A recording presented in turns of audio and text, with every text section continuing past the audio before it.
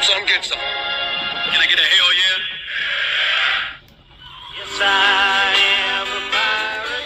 You have to go with the pirates because, of course, they have cannons and everything. It's a pirate's life for me. Be proud of who you are and what you are. You're a pirate. It is a first down.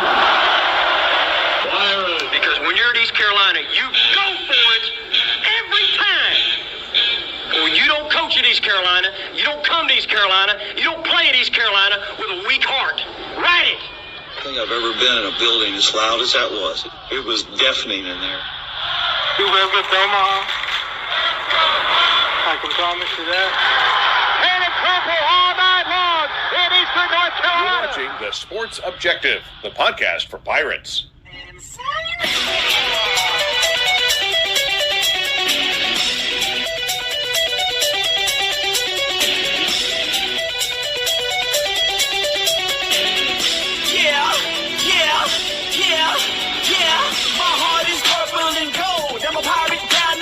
And I don't back down, not at all. Find out when the cannons explode.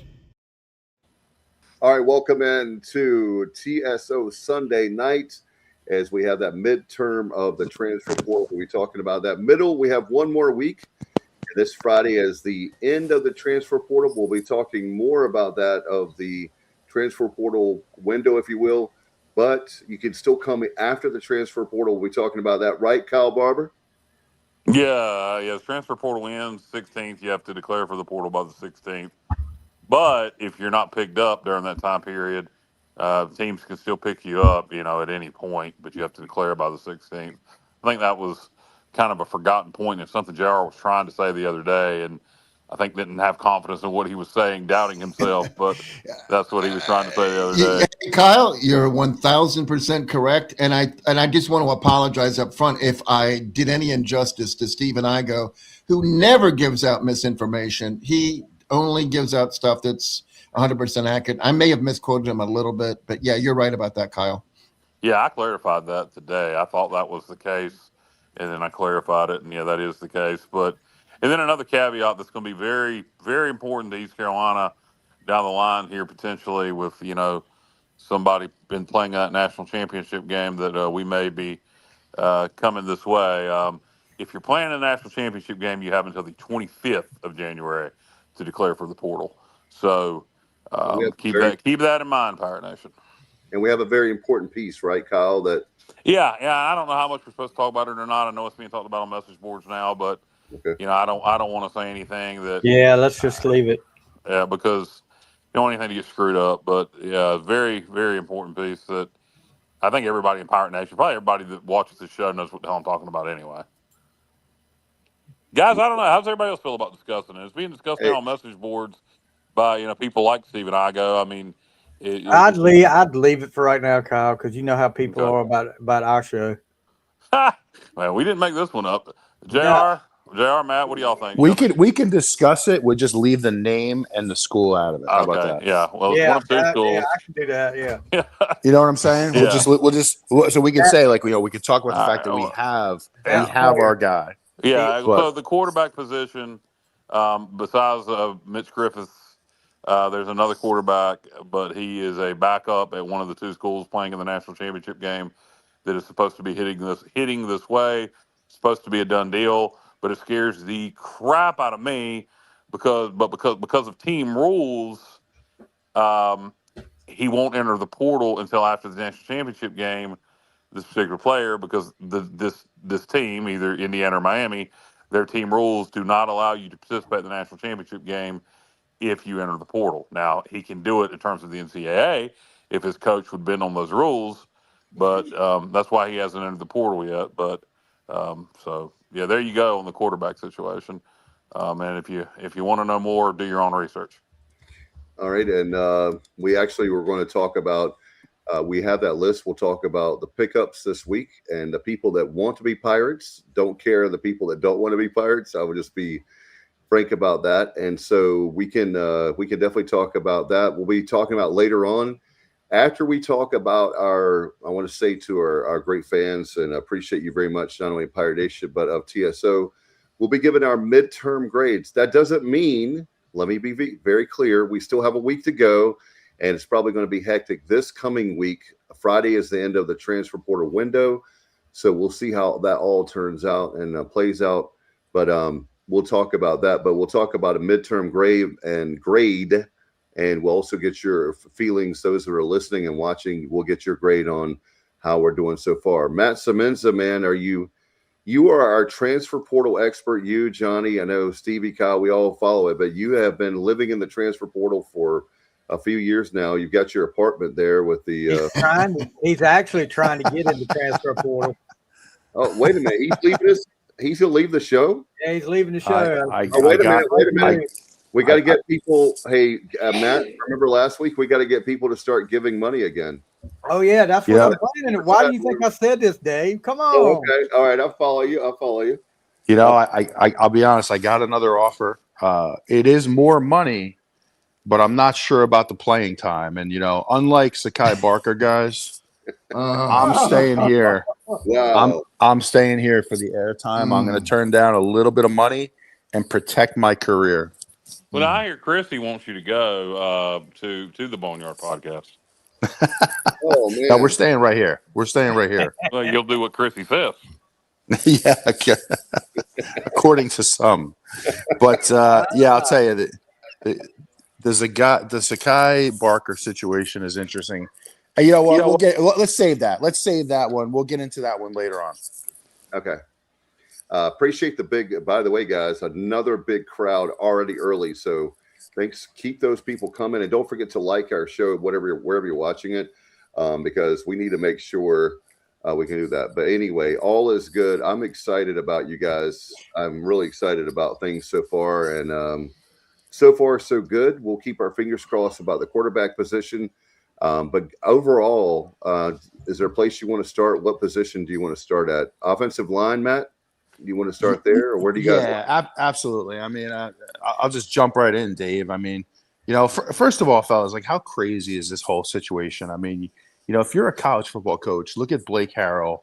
You essentially have, the NCAA is saying to you, here's 2.5 weeks, all right, to essentially build out your football team.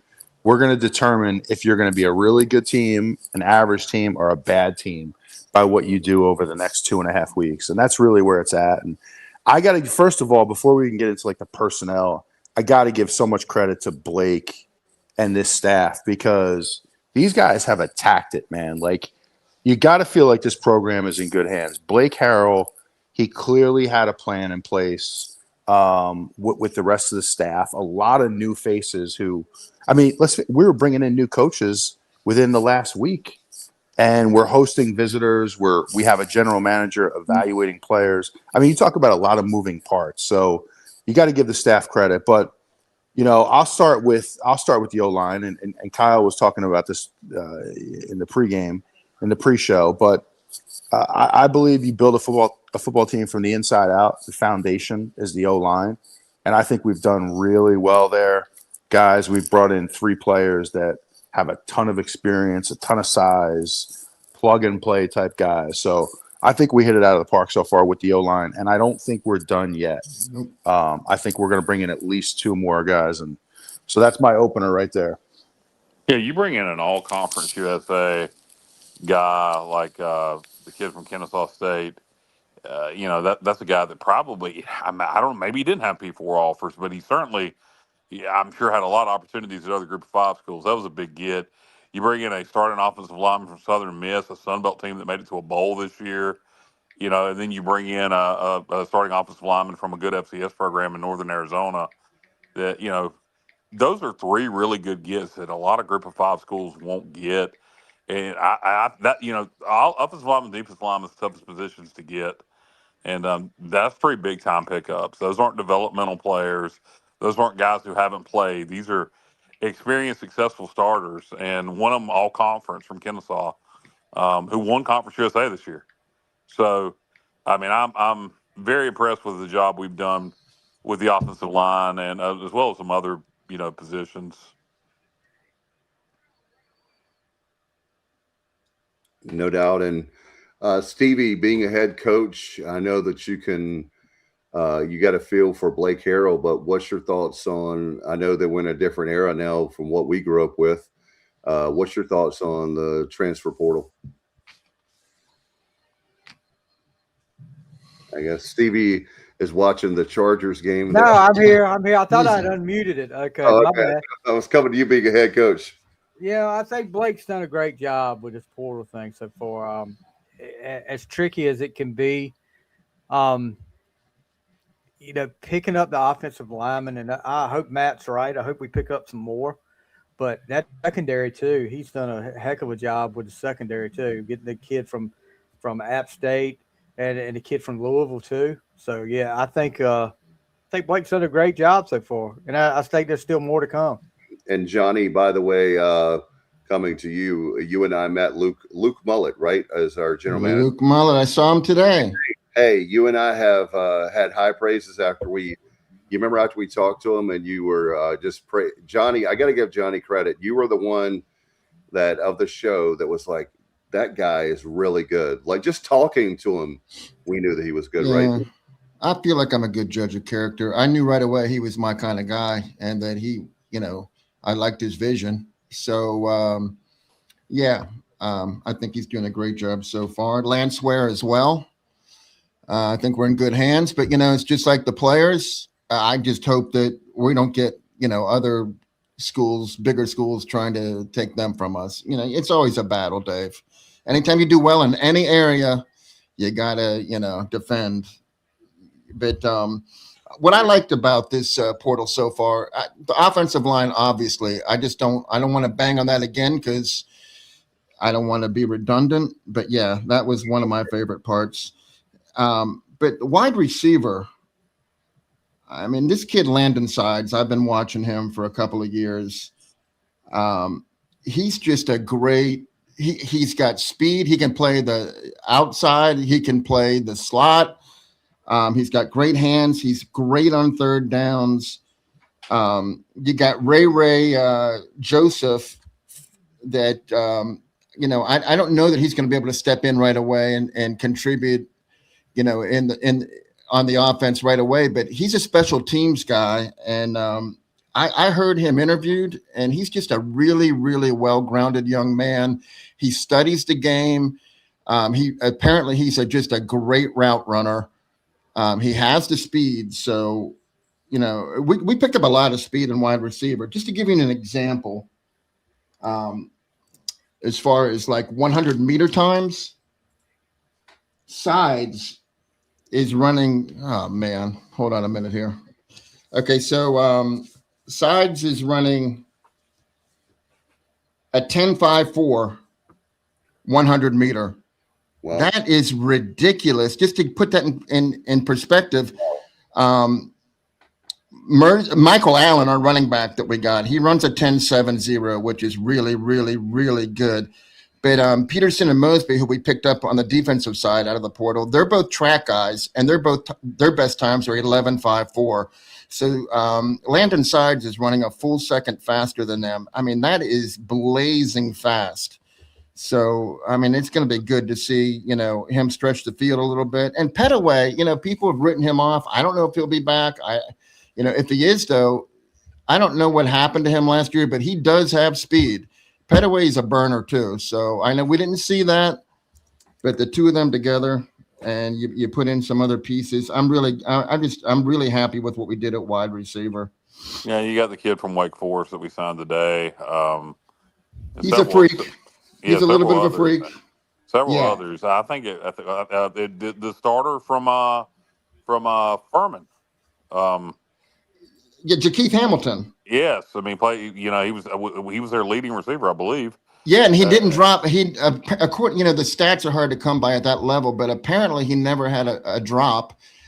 He went to the same high school that Lance Ware coached at, so there's some familiarity there.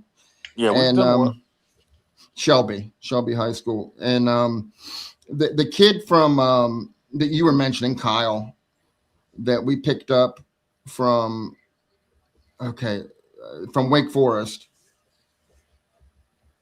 I got to do a better job of organizing my notes. Anyhow, he is like a basketball dude, and they said that when it comes to contested balls, there's just no. He's really good at working back to the ball. He's really good at making contested catches, and he's really good at sideline catches. So all those are great qualities to have. So between all of them together, I just feel like we have a really good incoming group. Yeah, and you mentioned Sides from North Texas and his speed. Another thing about him, he knows the offense. Obviously, been playing in North Texas. That's our OC. That's where he came from. So he'll be able to help teach this offense along with the coaches to these receivers, which I like that a lot too. Oh yeah, absolutely. Okay, what was that? Yeah, I think between him and Ashton Gray at running back, between the two of them, yeah, we'll have two coaches on the offense that have run this system. Yeah, absolutely. Just to go back for a second to the wide receivers, just to kind of touch on that, JR. I mean, I thought, to go back to your point, I thought Sides was kind of like one of the key pickups in this entire class, because you needed to bring in a guy from North Texas who knew the system, because what's going to happen, he's almost becomes like a coach on the field, especially in spring practice, where he's helping guys get lined up. He's helping guys with the routes. So that was a key signing. But, if you just look at like the core of our receivers we now have, you look at Brock Spalding, right? He can play inside and outside. He's going to be a big-time playmaker next year. You have I figure Sides, by my estimation, he's going to have anywhere from 30 to 50 receptions.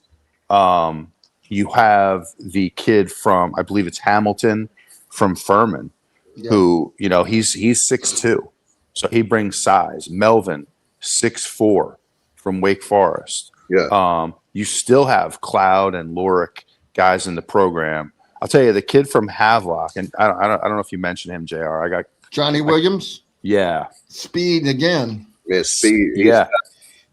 He's the type of guy where, like, I envision you get the ball to him on jet sweeps, shallow crossers. Oh, you get it, you get it to him in space, and he can use his quickness to make plays. So you start to look at this wide receiver room, and it's shaping up to be a really a good room. Now, a lot of these guys haven't played a ton, and they don't have a ton of catches, right? Like I think Ray Melvin, Joseph. Yeah. Yeah. And like Melvin, I think he only has 3 catches so far in his college career, but he's got the ability. And when you have guys like Spalding and Sides who can be your feature receivers, now you can start to build around them. So that room is shaping up in a big way. Yeah. Hey, I looked back at Ray Joseph's comments when he was a senior in high school from the scouts, and they said, this guy's unstoppable following pre-snap motion and jet sweeps and swing passes. And they gave him a 10 on route running, and they gave him a 10 on yards after carry. Now, he hasn't had, he's been at Miami. He hasn't had the opportunities, but, man, that guy could be like a really high-ceiling dude, and special teams as well. Yeah, Ray. Yeah. Hey, he's sturdy. When you look at him, he's a sturdy player. He's not thin like Petaway. Petaway's like a slight stature. I mean, this dude is pretty. He's pretty thick. So he's gonna be able to take a hit and make some plays. So yeah, I agree, man. It's a great pickup. Another guy, you talking about the wide receiver room. We're talking about the running back room. We're talking about knowing the system. With Sides, Gray comes in from North Texas also. Their number 2 running back had like 149 in the bowl game. Another guy that knows the system. He was ranked the 17th best running back in the portal. So that was a big time pickup. And another guy that knows the system. And Mitch Griffins, or however you say his last name. Griffiths. Comes over from Texas Tech, who runs a similar offense. And they feel like he has at least a grasp on the system already coming in. And, of course, we'll be bringing in another quarterback or two. That's coming, as we mentioned, with, a kid that's currently a backup on one of the 2 teams in the national championship game. But so you got him, who Texas Tech, somewhat similar system, has some familiarity, lots of starts at Wake Forest. and then Gray, the running back from North Texas. So, this offense is going to have to be plug and play. You feel good about the moves we made on defense. What do you guys make of not taking really very much, if any, on the defensive line so far? Do you think that's just, again, because they have confidence in the guys they develop, and if you're not going to be able to go grab a big-time defensive line, that they just trust the guys they develop more? Yeah, I think so. I think they're just like you said, Kyle. They're going to trust that, trust they can develop that line. I mean, you look what we did last year with that defense that nobody, including us, thought was going to be as strong as it was this year, and look what our coaching staff was able to do with that. So, yeah, I think that's the case right there. Yeah, and we did get Ryan Roseborough last year in the portal, and he should be a significant contributor, coming up. And Justin Benton would have been, well, maybe not even. He might not have been, but you know what? He decided to go to North Texas, so that's fine. Whatever. Pays, I don't know if I'd say that for sure. South Florida has done really, really well. Yeah, he said, looks like us and North Texas have. Well, yeah, it's us, North Texas, and South Florida as USF. How's Memphis doing? I mean, Memphis has got a lot of money. Yeah. Memphis has done well, Kyle. They had a slow start. They got off to a slow start, but they've done well. I think, if you want to go by 24/7 ratings, they're rated ahead of us. Okay. But South Florida is nationally, rated. Like they've had a really, really good class, but. So what are the ratings right now in the American? I'm going to assume South Florida, Memphis, Tulane, us, North Texas. Well, I can give them to you if you give me a few minutes, because all right, I got to go into the other room. While you're efforting on that, JR, just to go back to the D-line really quick, I think too another reason why you haven't seen us grab anybody, I think some of that is dictated by the market and what we can afford. And I think now that you're starting to see sort of the, I'll call it the big schools, the bigger schools with the resources gobble up, the top players out there. I think there's going to be really good opportunities for us to bring in one or two D linemen that can make a difference. I think those guys are going to be out there, and you're not going to have to pay a lot for them now. So I think it makes sense to be patient there. Other spots we had to go out and fill. We had to go out and get offensive linemen. Got to get a quarterback. You got to get a receiver. But I think the D line, we could be a little more patient there. And but I do expect. Look, I think you're going to see two more offensive linemen at least, maybe more. I think you're going to see at least two D linemen. It's going to keep going. I mean, we have spots available. Yeah. Two more quarterbacks. Yeah. Yep. And by the way, I'm not going to comment on too many guys that have left. And I don't really give a damn where they end up, but I do want to say that the Cheston did a decision to me was it's mind-boggling. I don't. He to be sure, he didn't think he should be guaranteed the starting spot. Now, should he have been guaranteed an opportunity that he was going to be, Griffins, however you say the boy's last, Mitch. Nobody thinks he's just going to be handed the spot. It's not like we've signed, somebody coming in that, was a starter at the FBS level this past year. So I don't know. I don't know what Ditta's thinking is. I don't know if it's, hey, if I'm going to have to sit on the bench, I might as well go make some money at a P4 school if he can get picked up by. I don't think he will, though. No. He'll end up at another, he may end up at this North Texas stuff is starting to become incestuous. I mean, we've hired their OC and their wide receivers coach. They hired our running backs coach. We've had players leave here and go there. They've had players leave there and come here. And now Ditta's rumored to be going there. That's the, what you're hearing most. He's a Texas kid. He's going to go there. I mean, then you got Sakiah Barker, who comes back and visits. And it looks like he's going to go to North Texas. I mean, it's getting weird with us in North Texas. Is that going to become a rivalry?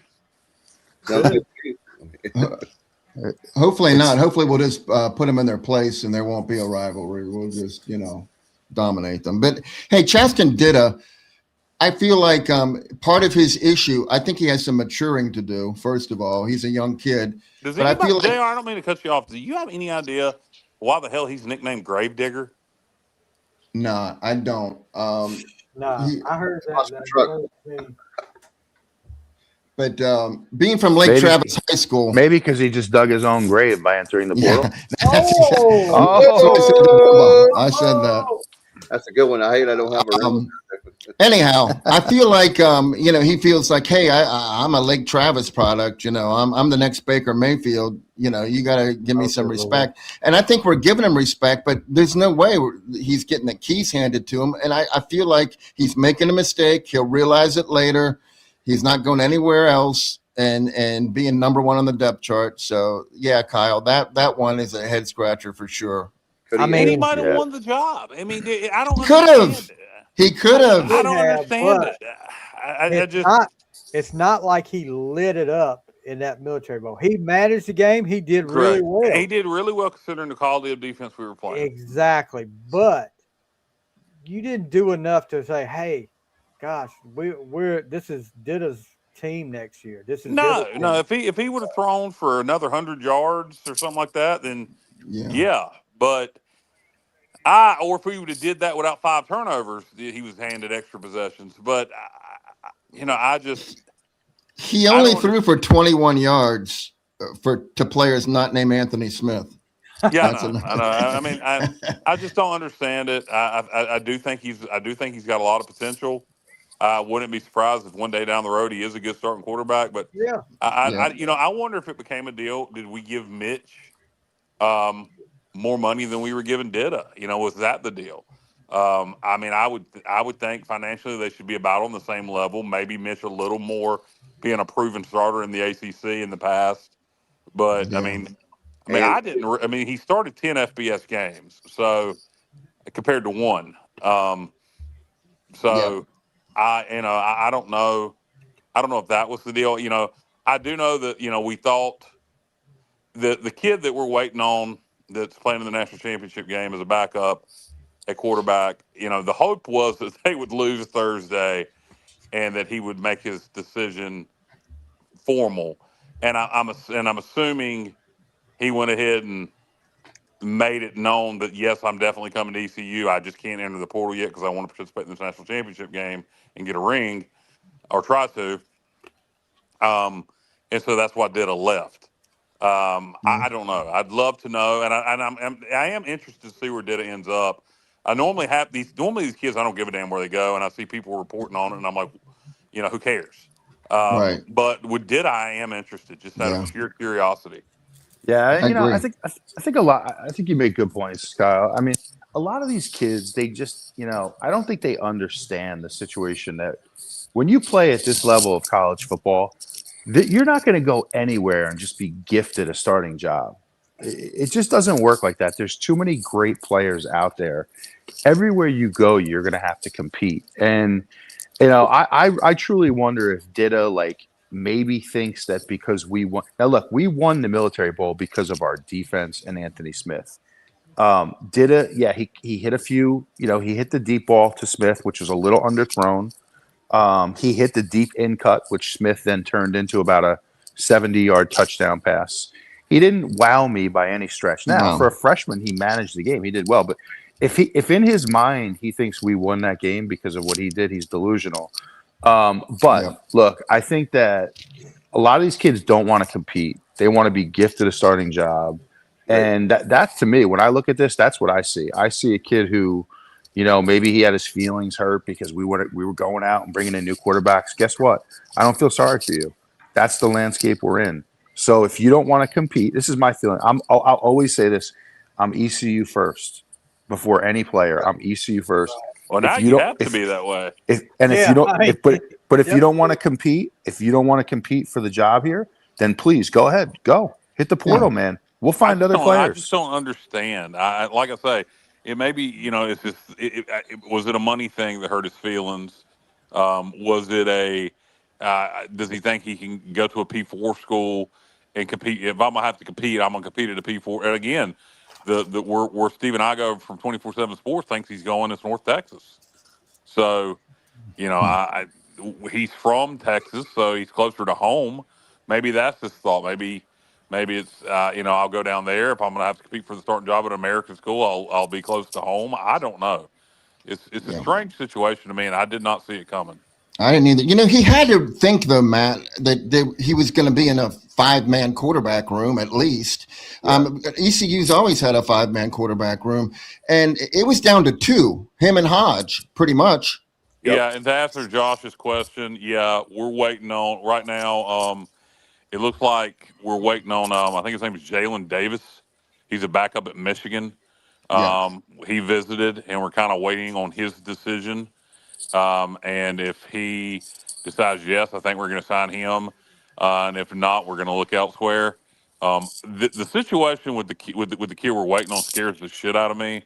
I would go get a proven FCS starter, and maybe we don't have the money for that. Plus the kid we're waiting on, but I wish we could come up with it. Or maybe if we go get a proven FCS starter, the kid we're waiting on doesn't come then. But this just scares the hell out of me. I think Mitch Griffin.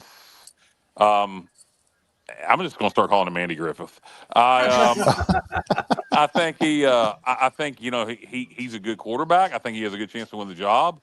But you can't rely on that. And then you got to have some backup. Cole Hodge is inexperienced.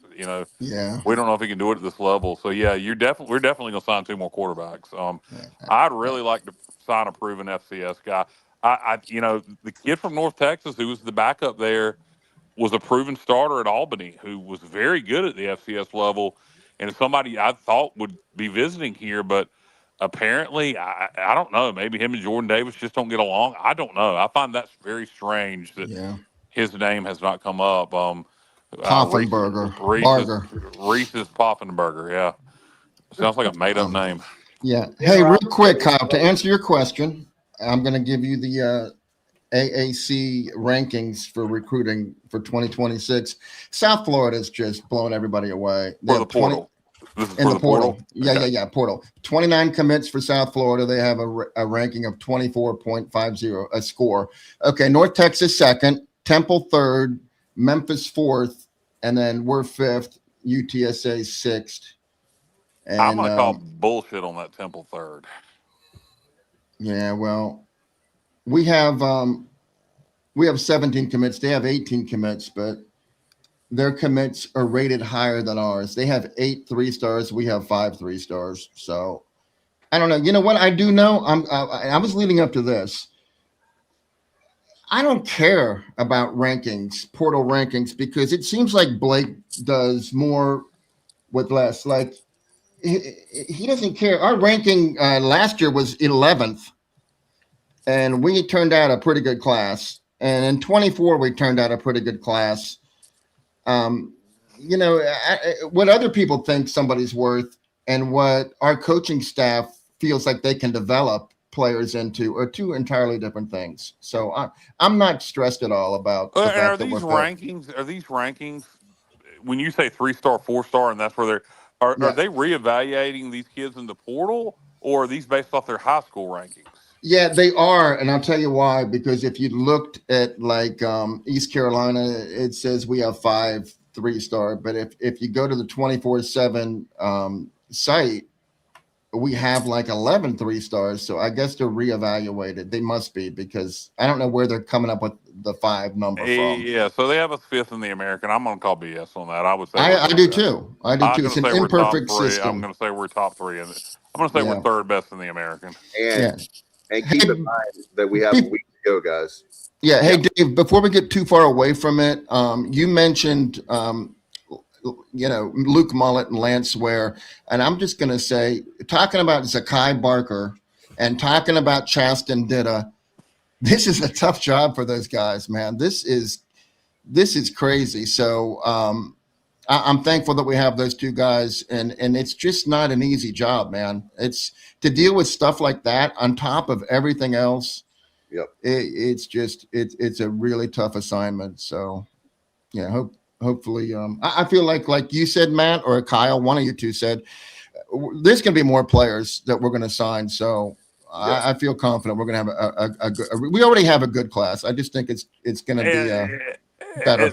At this point, to me, besides signing a couple of defensive linemen and a kicker, the biggest thing to me is the quarterback situation. We've got to sign two, and hopefully the kid works out that we're apparently banking the program on, waiting for a kid that can't enter the portal yet. We're just going to trust that he's going to keep his word. So I would give me take, and I hope it works out. And I love Blake Harrell. Look, you guys knows I'll be critical, and y'all don't hear me say anything negative about Blake. I love Blake Harrell, but if Blake's gonna listen to this, and I don't know Jordan Davis from Adam's House Cat, but I'll say this to Blake: be very careful, man, with trusting a kid who hasn't entered the portal yet, who we're trusting is going to, keep his word. And I hope he does. But I'm telling you, if there's a good FCS quarterback out there you can get, I'd pull the trigger. Yeah. Well, then, that's the gamble you take. Is if you do that, then we definitely won't get that person. No, I'd rather have a bird in hand and two in the bush. Yeah. Well, I agree, Kyle. But I agree with you. But don't you think that there's negotiations going on behind the scenes? That's the problem. Negotiations are going on behind the scenes. He could be telling us, I'm coming, and then also the whole time talking to somebody else and telling them, hey, this is what. Look no further than Hollywood Smothers, guys. He had verbal. Kid from NC State who committed to Alabama about a week ago in the portal. All right. Really, really very good player. I mean, quick, can catch the ball to the backfield. He, like I said, he verbally committed. And then I guess 2 days ago, changed his mind and said he was going to go to Texas, who, by the way, is killing it in the portal. So to your point, you make a good point. You cannot trust anything, especially these agents. You know what I mean? I mean, there's so many shady agents out there, guys. You know who a lot of these agents are? All right, so let's say Dave is a high-profile quarterback and a quarterback, and I'm Dave's uncle. Dave could make me his agent. Yeah. All right. I mean, that's what you have a lot of here. You have people trying to capitalize on kids who don't really have the information, and they want to make a commission. And so this is a screwed up system. And you're right. You can't depend on anything until it's signed, sealed, and delivered. Put Bubba's comment back up there. Yeah, he's smart enough to not get played. And we're not saying names, Bubba. Well, we didn't say the name. You did. Bubba screwed it up. But he's smart enough not to get played. But I just don't trust it, man. If you can't enter that portal now and go on and sign on that dotted line, if you will, on the 16th, then I'm moving on. That's just me. Yeah. Hey, Matt, what about Nathan Gronkmeyer from Penn State? He committed to Virginia Tech. They announced it. They put out the announcement that they have their new quarterback. Now he bailed. He bailed on him. I guess he hated Blacksburg. He knew he knew who James Franklin was. He played for him, but after 2 days he was like, "Get me out of here. I don't want to." So it's crazy that this is allowed to happen like this. And that kid can play. I mean, I'll tell you what. I'm assuming we can't afford him, but we should absolutely be, or at least depending on what happens with him, because that kid can play. I mean, You look at some of his stats that he put up this year. Bubba was actually showing me yesterday. He played against Indiana and had a hell of a game against Indiana. So just something to think about. Well, it pays. It doesn't have to be an FCS quarterback. There are other backup, guys with some experience in the portal at other FBS schools that can still, I don't know, man. I just don't like. I think we're going to sign another. The kid from Michigan apparently is who we're looking to sign. Davis, or what's his name again, guys? Jaden Davis. Jaden Davis. Yeah, so that'll be another one. But he's got a weird delivery. I don't well, know. You know what, Kyle? So did Phillip Rivers, and look how that turned out. Yeah, so did Holton Ahlers, for that matter. Yeah. But Good point. Wow. Yep. But I don't know. I just this situation with the kid from either Miami or Indiana stresses me the hell out. Well, Well, look, Kyle, if it doesn't work, we could just install the Navy offense and run the option next year. No, we there just you got to go. make sure Mitch Griffiths or Andy Griffith or whatever his name is doesn't get hurt. Barney Fife. Mitch Floyd Griffiths. DeBarber's going to play wide receiver. Mitch Griffiths is the new Jordy Lowerly for Kyle. Yeah, no doubt, Matt. No doubt about that. No, he can't remember his name though. It's Parker. It's Hey. Parker Jenkins. Yeah, hey, I can tell you a little bit about something, some background information on Mitch Griffiths. He went to Broad Run High School, which is in Loudoun County, which is the next county over from me. And Loudoun County is just full of huge high schools. And Broad Run is where he played. He was a Spartan. He was undermanned against every team he played, and so he's a fighter, man. That guy, he went against odds every Friday night and excelled. So I kind of like that about him. Yeah, no doubt. Guys, I don't think we've mentioned Matt. I want to ask you guys. Nobody knows how much money we have left to spend. There's no way nobody knows that. Somebody asked that Not like there was a salary cap out in there the that we group. could- Well, there is. It's $20 million. But we're not at that level. We don't have to worry about that. Who knows? That's a good question. It's a very good question. We've But heard nobody knows how much money we have left. Yeah. No. Fellas, how about the tight end position? We brought in 2 there. You guys have any thoughts on those players? I think they're good pickups. I mean, you bring in a kid with starting experience from App State, and then who was the other one? I remember. We got the kid from UTRGV. He was Texas their Rio starter. Grande Valley. Yeah, and one of he's the best tight ends in the FCS, really. Yeah, and he's also a basketball player that's got like some crazy skills on the court. So that means he's very athletic. He's going to catch anything. Antonio Gates. Hey, Yeah, there you go. Here's a great point that Kenny, I was going to ask you. Thank you, Kenny, for one of our stars, listeners and viewers. Kenny says there's a crap load of players in the portal that aren't high on a lot of teams' lists that are going to be looking at a place to play. That was one of my questions I was going to ask you guys. Thank you, Kenny. That's a nice segue. Are there any like diamond in the roughs out there, guys that you maybe have heard of that not many people are big on? You know, that like. I mean, I'd have to study the portal, but yeah, I'm sure there are. They're going to be, that's something we talked about earlier in the show. Portal closes on the 16th in terms of entering, and if you're already in the portal and you ain't signed, there'll be a lot of those guys sitting around playing pocket pool until after spring when people have some positions they need to fill they realize they missed on, and a lot of those guys will probably be sitting there until post-spring practice. But yeah, there's a lot of players in the portal, and there's definitely going to be some guys that will end up contributing somewhere and being major factors on football teams that won't get signed until after spring ball. That'll just be sitting in the portal waiting. That's true. Yeah. Hey, let me ask you all a question about 2024, the portal in 2024. Did you all think that we hit home runs with Caton Hauser and Garcia? I think we didn't know what we had. I feel like that maybe Mitch Griffiths is just as accomplished as Hauser was at that point. I thought Hauser had bigger upside because he was younger. I think Mitch is kind of going to be what he's going to be. He hasn't had a chance to start in a system like this. What he played in Wake Forest was completely different. Apparently, he excelled in it, at least in practice, and when he had times to step on the field at Texas Tech. So I know Bubba's really big on Mitch. So I think he could, do really well, particularly in this system. I think they think he's going to. I think that Jordan Davis fully believes in him.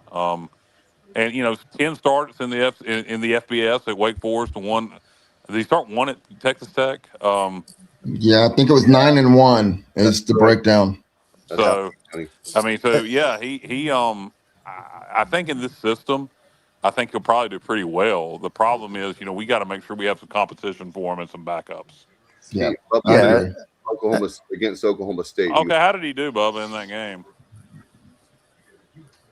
I'm sure. I know they won. Oklahoma State was the drizzling shits. Well, while he's pulling that up, I would caution people too on, assigning too much criticism for what he did at Wake, and for a few reasons. Number one, it's a totally different system. All right, He was younger. Players mature. Players get better, especially at the quarterback position. Things slow down. And so much of this game is being in the right system that works for you as a quarterback. So I don't really put too much emphasis on like what he did or didn't do at Wake. You got to get people in and you got to evaluate them and you got to let them compete for the job. And that's pretty much how it goes. So I think it's a good signing. This is a quarterback friendly system to say the least. So let's see what he can do. Said, there you go, 9 of 13 for 172 and a TD. Yeah, they won 42-0. So there you go. I mean, he performed well in that game. So thanks for that info, Bubba. What were the numbers? 9 of 13. 9 of 13 for 172. All right, and a touchdown. Yeah, there you go. Yeah, he definitely is a good pickup for us, and so it's not like we just need other good pickups there. You can't because if he at this point if he gets injured, it's Cole Hodge's job, and Cole Hodge may be the next Brett Favre, but as of right now, he could be the next Brett Butler. I mean, I don't know. I mean Brett Butler, the female comedian, not the baseball player. But hey, one last time, Kyle, before we move on. We don't know how much money we've got left. Kyle made that obvious a while ago. So, that question's been answered. So we don't know. We have no way of knowing how much money we got left. Yeah. Thanks, Stevie. Sorry, but somebody keeps asking that over and over again. That's why I'm. Yeah, it's that $4 million. We have $4 million left. There you go. Yeah. Something I do wonder about the money, fellas, is like, let's say we did have an opportunity to bring somebody in still, because there's going to be more movement in these next few days here. Would somebody be willing to step up? This is just a total hypothetical question, but I would love to know, roughly how much we're going to spend this year. Boy, I would think that well's going to run dry because if you would think if somebody was going to step up, they would have already stepped up at this point. If they're, let's say we didn't want to make a run at a specific quarterback that, to try to shore things up even more so than if, things work out with the kid that is playing in the national championship game. You would think that money somebody would have already stepped up. So my answer to that, Matt, is probably not significantly. I could be wrong, but you would think all wells have been bled dry at this point. That the money that's there is there by and large, anyway. Yep, good point. Now, if Mr. Beast decides he wants to, help us try to win a national championship, then things could change. But it sure would have been nice if he'd have done that a week ago. Yeah, I agree, Carl. Hey, are y'all surprised? I gave my list of American rankings for the portal, and ECU was 5. Tulane was 9. We know Tulane just got a bunch of money from playing in the playoffs. Yeah, that's across those rankings. Do you think they're just holding it for a late flurry, or they got something up their sleeve? Or I don't really care about. I think their new head coach is an imbecile. He was horrible at Southern Miss. I can't believe he got the job, but because he was Kyle, wasn't he the offensive coordinator at Tulane? Then he went to be the head coach at Southern Miss. Yes. And now he's back at Tulane. He was the offensive coordinator this year at Tulane also. But horrible. But hey, Dave, if you look at the offensive coordinators that have been in Tulane in the last 25 years, he was the least accomplished of any of them. Wow. Yeah, I don't like that hire, but I don't know. And again, maybe they are. I don't know how much I trust these rankings. I can tell you, I look at what we've done in the portal, and I think we've done extremely well. Like I said, the only place that concerns me is quarterback. Yeah. Not the one we signed. I'm fine. This is not an indictment on Mitch. How do you say his last name, guys? Griffiths. Mitch Griffiths. You're thinking Andy Griffith. We got to get away from messing with you. Mitch Griffiths. Griffiths, right? Griffiths. Mitch Griffiths. It's not a problem with him. I have no problem with him. I think he's a quality player. It's that we need more. We need more. There you go, Kyle. Griffiths. Kyle,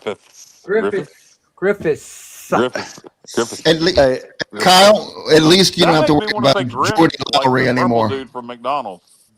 The Grimace. Yeah, Grimace. Yeah. Fellas, really quick, and I know we're kind of jumping around here, but there's just a lot to talk about. Just wanted to go back, to the O-line for a second. We brought in 2 players in early December from the JUCO ranks. Christian Harris from Garden City. Listen to some of the sizes of these offensive. 6'7", 305. All right. Woo. Bryson Esser, another one from Garden City, 6'8", 295. All right. Hayes Creel, Southern Miss offensive tackle, 6'7", 310. Let's see. Ethan Kramer, 6'4", 300, more of an interior guy. And I know I'm missing somebody here, but my point is this. We're bringing in some monster offensive linemen. I mean, I hope that – ask you guys about that. I hope that a lot of these guys develop and pan out, but size is not going to be an issue on the O-line. No. That's one of the things, Matt, how many times as a former player have we talked about the very fact of that very thing of you look at the offensive line of, say, whatever school, right, and we line up against them, and they're like, wow, those, defensive linemen against our offensive linemen, it's just not even fair, because they're not the size. And also size isn't always everything, right, Matt? You want to make sure those guys are athletic too. That's what the ladies always tell Matt. I knew that was coming. Absolutely. You got to be able to play the game. And, but it does highlight, when you evaluate quarterbacks and, let's talk about a potential addition that's playing in the national championship. He's 6'5", versus a guy who's 5'10" or 6 foot tall. When you're trying to make tight window throws, and you have offensive linemen who are 6'7", it does help. 6'7". It does help to have some size. But Pays, I would say that is completely 100% believable. I would be shocked if we didn't spend over $1 million on offensive linemen. Probably significantly over $1 million. I mean, you got an all-conference USA lineman that played for the conference champion. You got a starter from the Sun Belt. You got a high-level FCS starter. So yeah, I think it's safe to say we spent over $1 million. Yeah, well, the fact of the matter that it'll be interesting to see about how much. By the way, if we do get that player from one of the teams in the national championship game, I'm going to ask you this generically. We better get him. Yeah, we better. So let me ask you guys. I'm not going to say the player's name, but let's say that we get that backup quarterback from one of the teams in the national championship. I'll start with Stevie because he's the head coach of our show. Stevie, how much are you paying him? A backup? No, he was a backup at Miami. Yeah. Oh, yeah, I know what you mean. Good job, Dave. Yeah. This is the Emory Williams. God damn it, Emory Williams. We tried. We At tried. this point, you might as well just say it. Yeah, I mean, that's hard to say. I mean, he doesn't have that much of a track record. I don't really know. I don't really know what you would pay. I guess it's going to depend on what how much he's going for out there. I don't know. It's hard to say. That's a good question, but I have no idea what. It's hard to say. I would think a few $100,000. So you're not going to give him. No. You're dividing that money. You're dividing that money that was going to go to Hauser between Mitch Griffiths and the kid that I just said his name. And probably you're dividing that money up. So no, he's nowhere near $1 million. But yeah, he'll get a nice paycheck. I actually thought up to 500,000. I actually thought up to 500. I could believe that. Matt. Yeah, I could believe that. Just seeing what these schools are paying, I mean, it's outrageous. Yeah. So, if that's your guy, if that's your guy that you have identified, you've evaluated him, you've decided that that's the guy you want to go with, you got to spend. Is Shannon Dawson the OC at Miami? Yes. Okay. All right. We've already had one quarterback from Miami, backup quarterback, Jake Garcia. Hush. Oh, don't put a hex on this guy there. Oh, this is so much fun. This is so much fun. Yeah, so I just texted one of our friends, and they're hearing 3 million. That's total. I'm not going to say the person's name that we 3 have. million is how much we have left, or how much How much we have left? Yeah, sorry, Oh, not putting on the quarterback. No. Definitely not. That would be. Ryan King has said he's hearing 500 to 750,000. Yeah, that's not good. If we had 3 million left and we didn't do it, what the quarterback's going to cost us. right? Yeah. If we have 3 million left in the budget, then I would say somebody failed miserably at their job. Well, what I'm saying is, because you got to spend that. If you have money, especially the revenue share, you got to spend it. That's what it's there for. So you're saying well, I mean, we're still signing guys. We still have quite a few guys to sign, including 2 quarterbacks, Matt. So I mean, I don't know. We would have to know how much we started with, and there's so many. Was it 8 million? Was it 5 million? Was it 6 million? 13 million it was the highest that I heard. Yeah, no, I think that's for all of athletics. So I don't know. I doubt we have 3 million left. But if we'll see. Will be well. If we do have 3 million, that means we're going to have a very good week, right, Matt? Do you think that they're? What I'm thinking is with. You would think. I'd be looking. If we had 3 million, I'd be looking for another offensive tackle, and I would pay up. I was going to ask about defensive line. As far as Matt, do we have? And guys, help me out on this. I'd spend it all on a quarterback and call it a day. Yeah. I was going to ask about as far as pass rushers. Do we have any pass rushers that were coming in? No, I mean we have a freshman. Yeah, I mean, from what you guys know about the portal, that was one position we do not concerned about. No, edge rushers are like top priority in the portal. I'll tell you that, and we didn't get any of them yet. But again, Matt, we talked about, and Stevie, Kyle, and Johnny, we talk about how great Roy Tesh is at developing guys. I mean, player development is one of his strengths in addition to recruiting. So even if, let's say it's a 2-star guy that we get, he could make them go a lot higher as far as their development by the time they leave here. 100%. I would trust Roy Tesh's evaluation of defensive line talent along with Blake Harrell. We didn't sign any last year because he trusted the guys he developed, and I think they still trust the guys they're developing. But any defensive lineman they sign, I would expect to contribute. And remember this, guys. Last year in our high school recruiting class, we brought in a bunch of guys. We call them D-line, but like we brought in, I call them tweener guys, like guys who are 6'3", 245 pounds, right? They could go either way. They could wind up being edge. They could gain 30 pounds, 40 pounds, and wind up being on the interior. We brought in a lot of guys like that last year that give you kind of flex, especially in a 3-4 defense. Mm-hmm. They give you flexibility where you can kind of move them around. So I do think they're feeling pretty good about what we have in the front seven. And Johnny, by the way, this year you brought up the point, so I want to give you credit.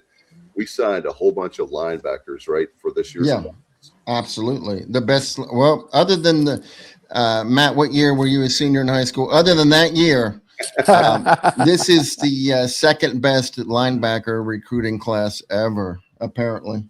By the way, thank you, JR. Thank you.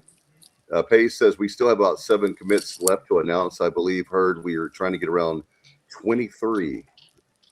Cliff Godwin. Yeah. That makes sense. That makes sense.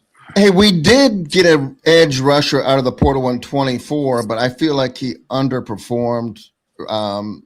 Raheem Craig, what do you think about that, man?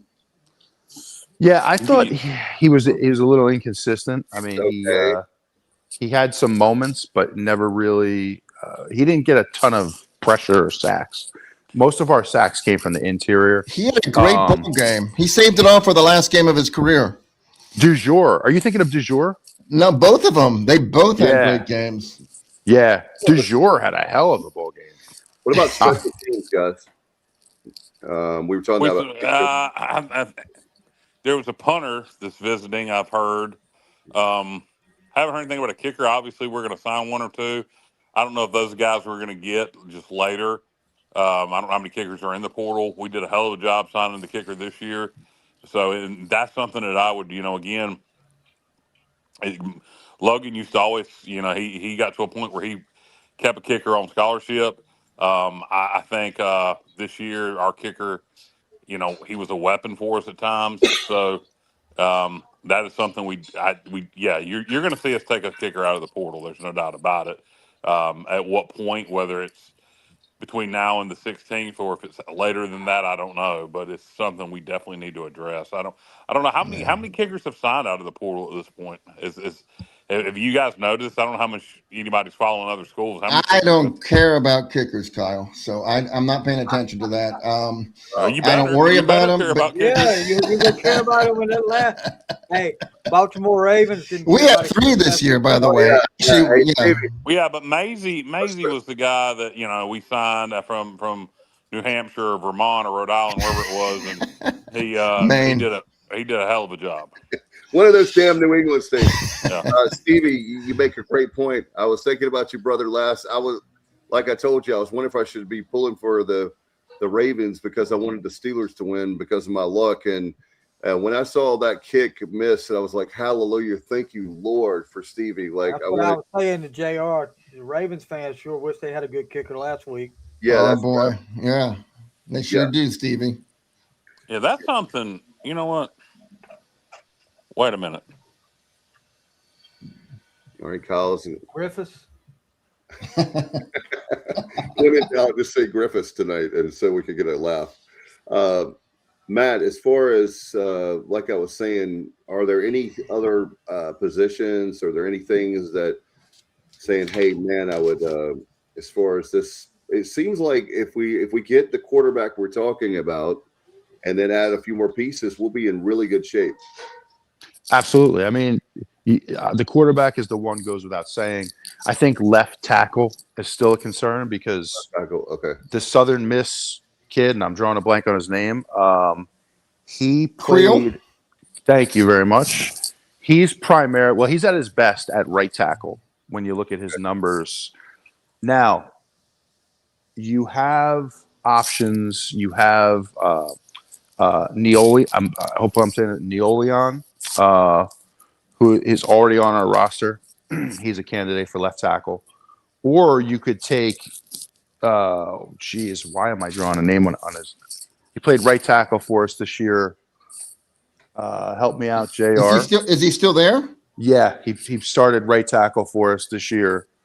Him and Sarnowski. Yeah, Sarnowski's gone. Bryce Weaver? Bryce Weaver, thank you. You could potentially move him to left tackle. So you have some options, but that position concerns me a little bit. Yeah. Hey, here's an interesting thing on the defense. So last year, for the boundary safety, it was pretty much a heated competition preseason between Tegan Wilk and Demarius Hines. And Demarius Hines, unfortunately, had a season-ending injury. Assuming that he's back 100%, you would think that he would be the boundary safety coming up. And then out of the portal, we got Christian Peterson from UCF as the free safety. And we also got Ramon Mosby from Louisville as one of the cornerbacks. If all 3 of them start, they all were high school teammates at Westlake in Atlanta, and their coach was Rico Zachary, who's our outside linebackers coach right now. So that would be pretty amazing if we had 3 starters on defense that were high school teammates. And I like that, Matt, because you want to talk about chemistry. They know each other. And Matt, you made a point. I think it was last week or the last couple weeks ago, about how much fun you were talking to your fellow guys like Mark Lemiano, different ones.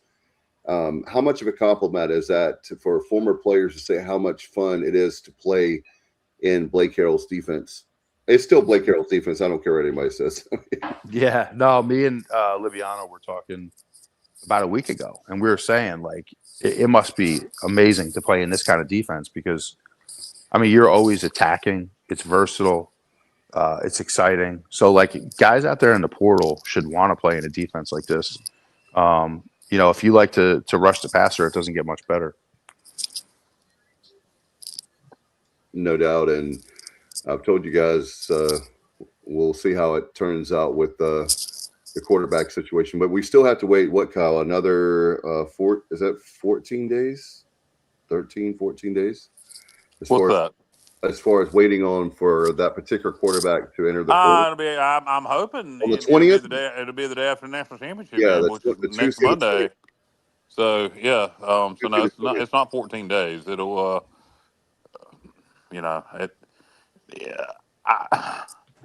I wish it could happen sooner. I wish that particular team would change their rules and allow the kid to participate in the national championship game while go ahead and make it a portal commitment because it's a team rule that's not allowing it to happen. But hopefully everything works out as planned. That way we have depth for competition. And also the question with Jaden Davis, the Michigan kid, is he coming? If not, we're going to have to find somebody else for our third quarterback. Yeah. And that's why. Oh, go ahead, Dave. No, I was just going to add to this point. Don't you guys think that's probably why Dida left, knowing that he would be third, maybe fourth string? No, I don't. If he had that thought, I think he could have. I have confidence.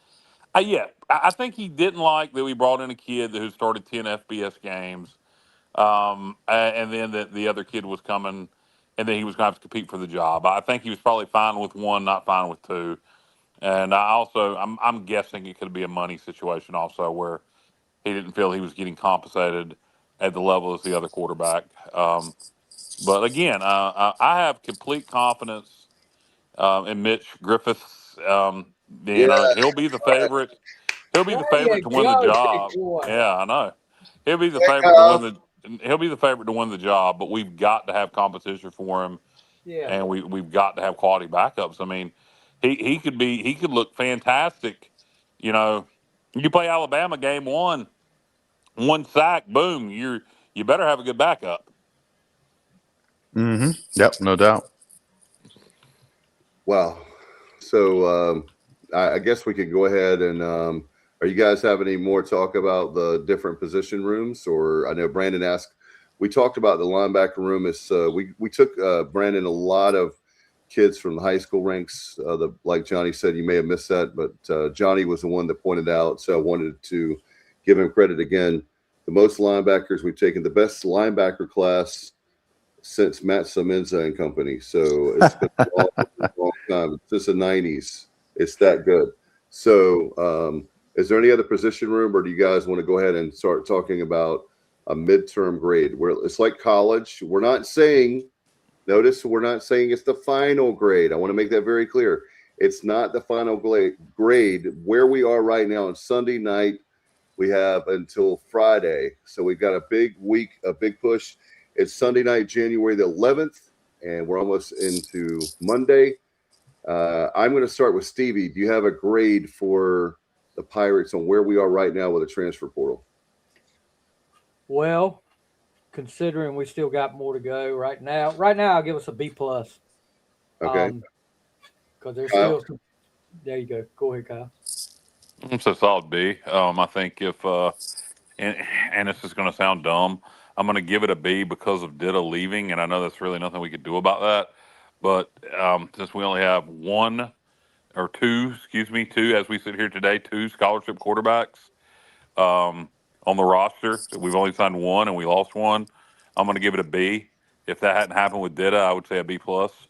But if we close strong, we get the quarterback we're looking at and another quarterback that we feel like can play at this level.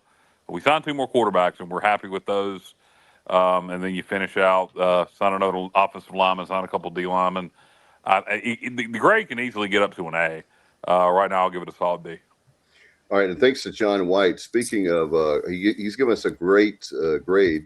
He gave us $8 tonight. You can keep that money coming in. He said it's a crush for one of y'all. Good content tonight.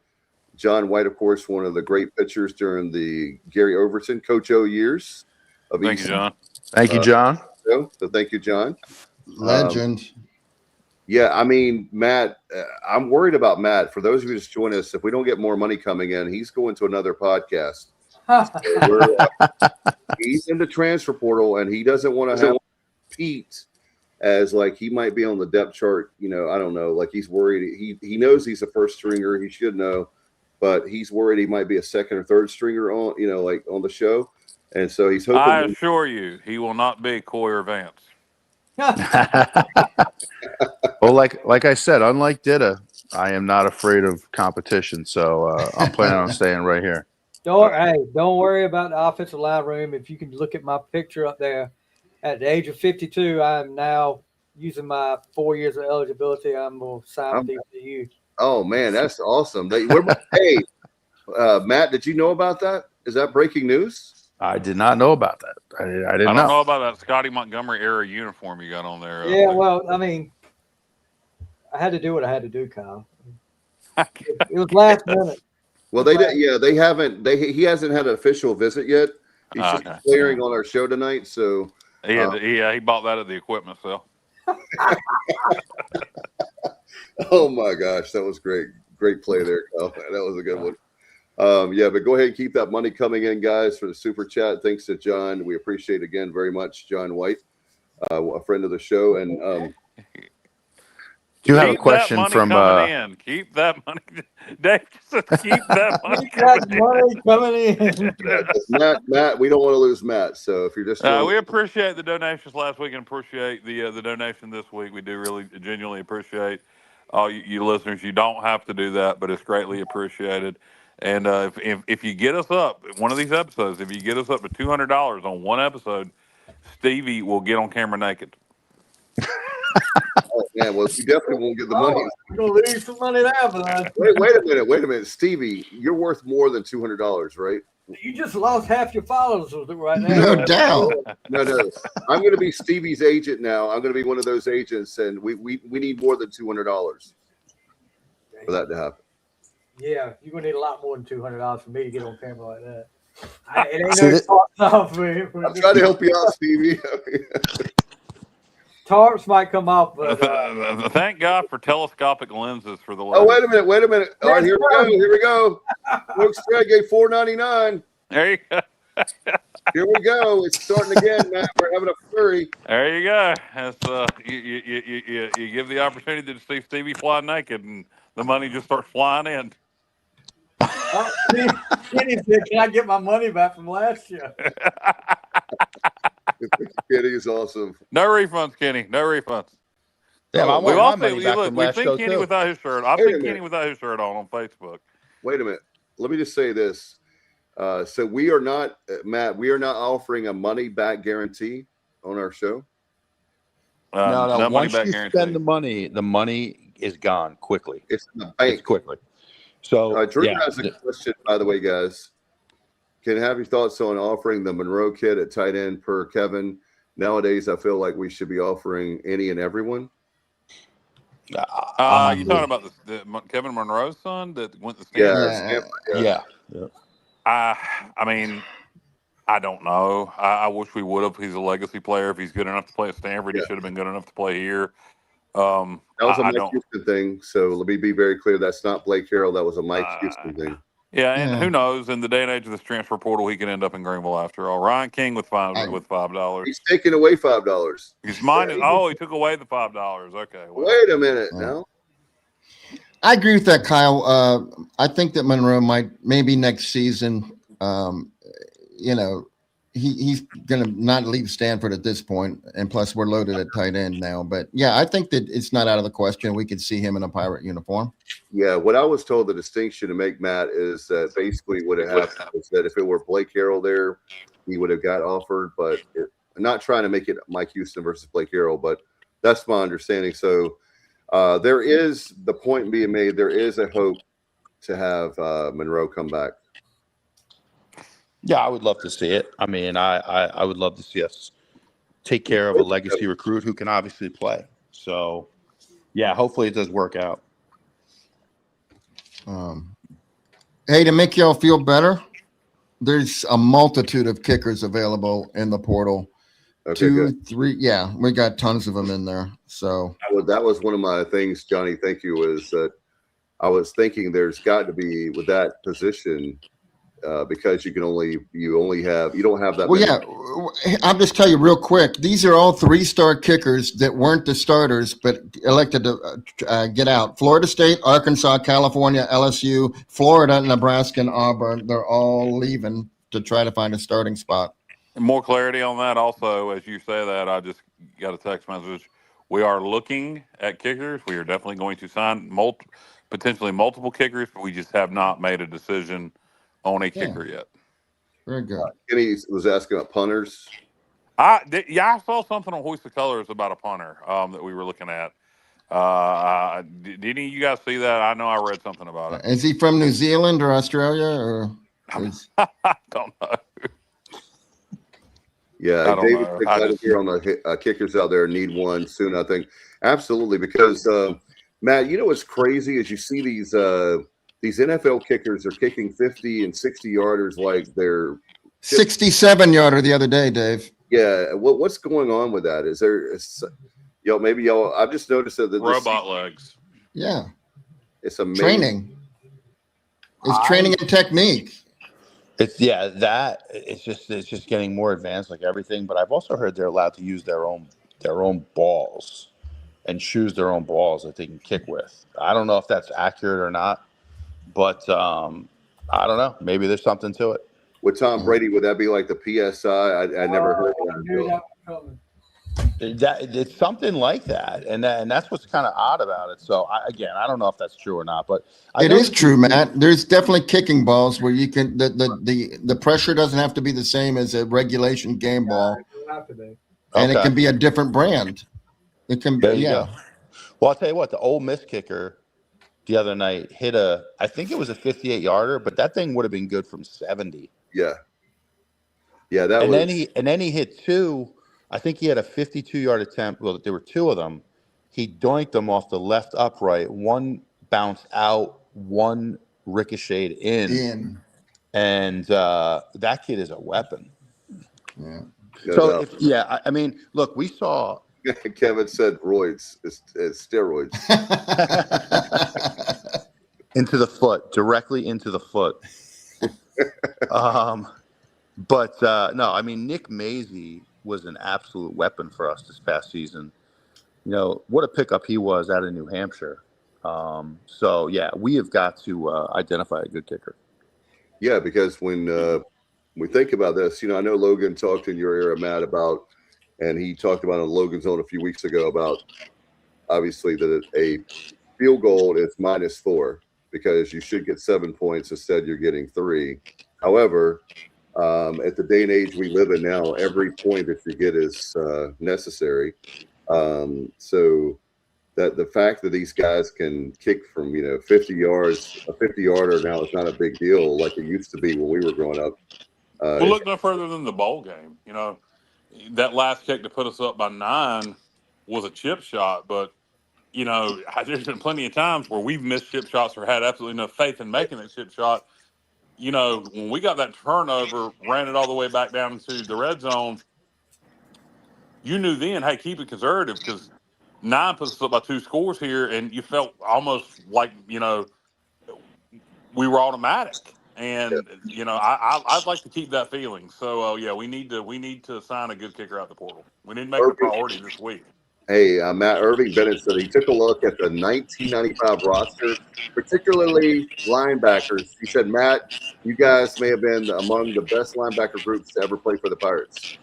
Amen. Well, thank you, Irving. I mean, certainly not going to take that praise for myself, but I will say for the other guys, we had some really good ones. We had some great linebackers on that team, and linebackers who were 245, 250 pounds that could run. So some thumpers and some great athletes. So, yeah, thank you. Morris Foreman, you, Jeff Carr, Mark Loviano, later on with Pernell Griffin from my hometown of Williamston. I mean, there was a whole bunch. Marvin Burke, Carlos Brown. Yeah. I mean, that was a deep linebacker room. Yep.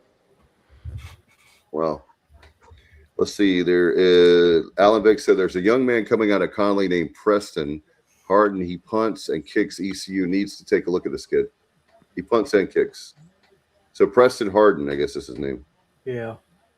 Not James Harden, but Preston Harden. That would be a good use of roster space if we could punt and kick. Yeah. Absolutely. And man, maybe we can get maybe we can have a special consultant, get Andrew Bays to your teammate and buddy Semenza. You want to know how much I disagree with JR on the kicker thing? I would spend $100,000 on a kicker. I would spend $200. I would go get the best effing kicker. You're right about that, Kyle. You know, and Kyle, you make a good point because you look at looking at the NFL, the Jaguars kicker today. They got the midfield. They would start talking about with his leg. That's my point. Yeah, I mean, they would start talking about you're in field goal range. Hit, and granted, it was in Denver, but in warm-ups in Denver a couple weeks ago, he kicked a 74-yard field goal. Good God. Wow. I mean, you got a guy that could hit consistently in college between 50 and 58. I mean, you just – unless your offense is just horrible, you've pretty much got yourself in scoring position every time, every drive almost in college with the way these offenses are. So, I mean, I would spend a lot of money on a kicker. I swear I would. I agree with you. And Matt, what about you with not only the kicker but the punter? Right? I mean, you look at a kid. Speaking of a friend of ours and a friend of the show with and your teammate Andrew Bays. That's why he was a Hall of Famer. But we've had a lot of great punters over the years, and that can really change. It changes the field and everything. Oh, absolutely. And there's a lot of good ones out there. If you can look at enough film, evaluate enough talent, I mean, there's got to be some good ones out there. So good point. Maybe we have an ace up our sleeve like we did last year. Kenny makes a great point about the Packers, man. I tell you what, all my friends, Stevie, that's why maybe I need to pull for the Texans tomorrow night. So and I'll tell you something else about kickers, Dave. I might mean to step on you there, but it all translates. Unless it's just pressure. Field goal's field goal. I mean, the top kicker in junior college should theoretically be able to do it at FBS level. I mean, that's one position where it's all the same. So, except for the pressure, like when we got the kid from New Hampshire, Maisie, I don't know why I can't remember people's names, guys. It's just part of how my brain works. I'm dyslexic. Blame it on that. But Maisie, he was, all conference. He was all CAA, and and I said, that translates. It's not like, at a linebacker or defensive line or offensive line. Well, you did it at that level, but can you do it at this level? I mean, kicking a football is kicking a football. It's all the same. So, there's a lot of good kickers out there, and I'd get one of them. Yeah, I agree with you. I think that when Ruff and McNeil talked about the three sides of the ball, offense, defensive, special teams, when we talk all the time about playing complementary football, man, if you don't, and I think somebody, I forgot who put it up there. I don't know where it was, but they were talking about how we missed points. We missed extra points. Do you remember that? Oh yeah, absolutely, all too well. Back in the day, yeah. NC State game. NC State. I think we missed one against South Carolina last time we played them at home. I want to say. Yeah. There's been key situations where we missed PATs, and you this year with Nick, except for early in the year when he was a little banged up, you felt 100% confident in him. He was consistent and a weapon, and I wish we had him back for another year. Can we get him another year of eligibility? Kids get other years of eligibility now just because they want to. Can we get Nick Maisie another year of eligibility? I wish, man. Remember when we had Jake Verity? I mean, it just everything felt automatic. Oh, man. Yeah. Who's your favorite kicker? Is Verity your favorite kicker of all time? Kevin Miller. I'm going to go back when y'all, probably Dave's the only one to remember, Jeff Heath. That name, yeah. That rings. From 1983, he went on, he played in the NFL. Yeah, I've heard the name. I got to go Kevin Miller. Kevin was such a good kicker, and then he did some broadcasting work for the Pirates, and always seemed like he had a really good personality too. So I was a big Kevin Miller guy. Here's hey Stevie. Yeah, Norman knows. 83 team. Norman Quick, a friend of our show. Norman's been on our show a few times. Thank you, Norman, for coming on. Speaking of one of the greats, Norman Quick from the '83 team. That man, they had an 8-3 team. If you ever want to have some exciting like history of Pirate football, just look at the '83 team. They're one of the best ever. And the '83 NC State game is on YouTube for anybody that wants to see that '83 team, and it's on. We have a playlist on our YouTube channel of games we've curated together. Not that we've necessarily uploaded, but we've put together a playlist. If you want to find that, I believe that is on there. Yep. JR, who was your favorite kicker? Sounds like you were about to name a guy.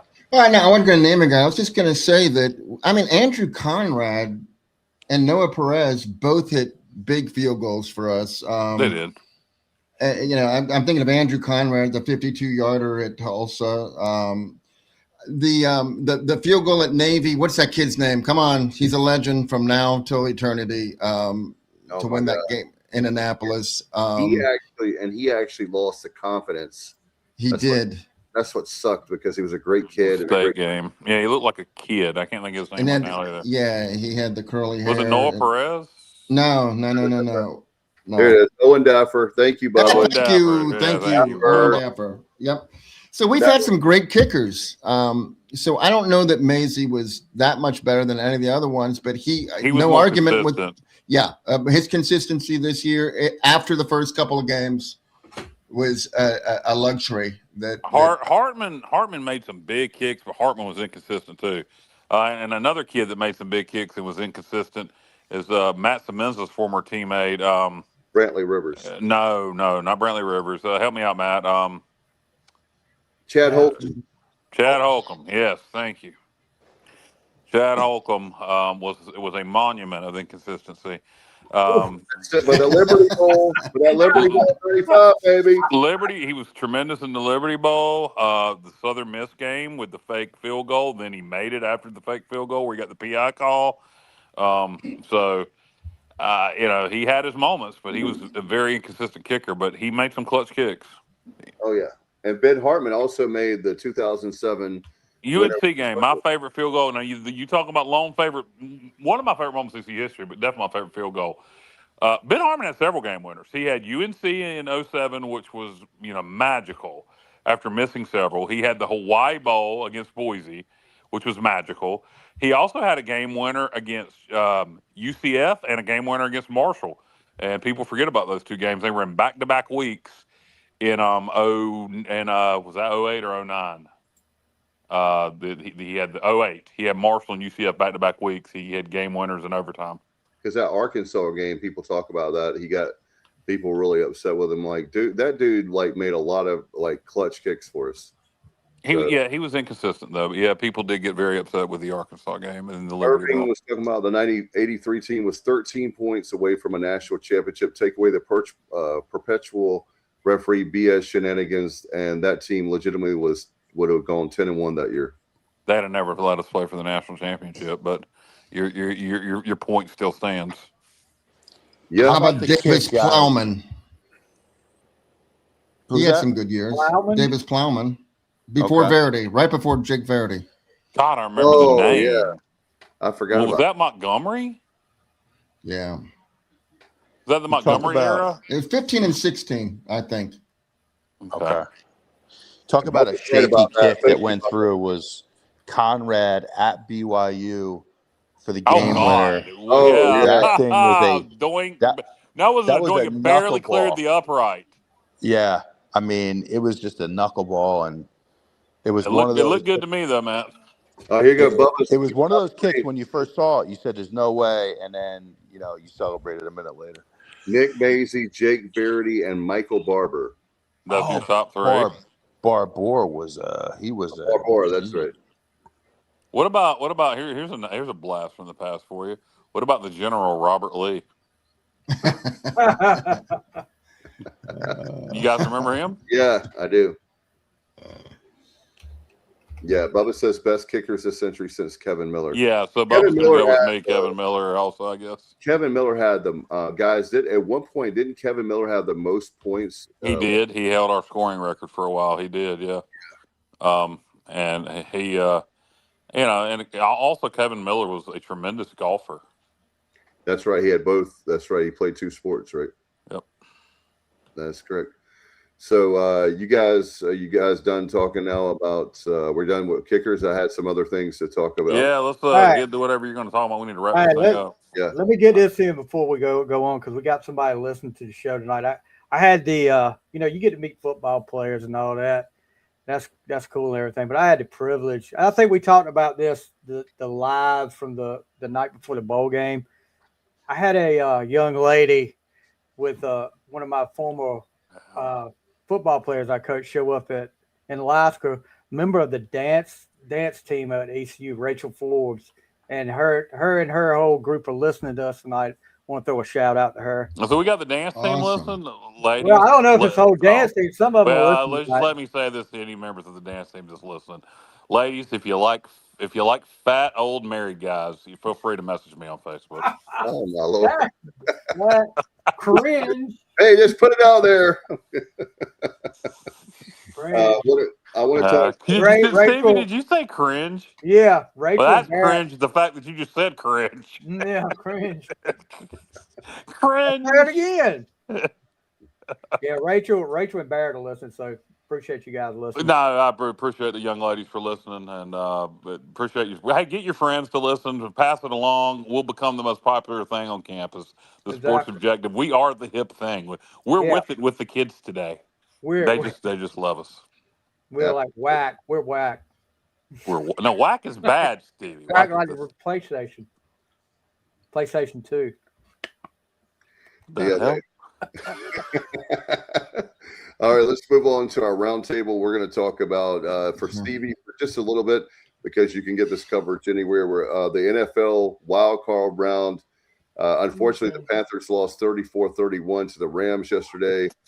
And I guess you're a Rams fan, you love that. But for Panthers fans, Kenny Carlin says 6'7". 6'7", 6'7".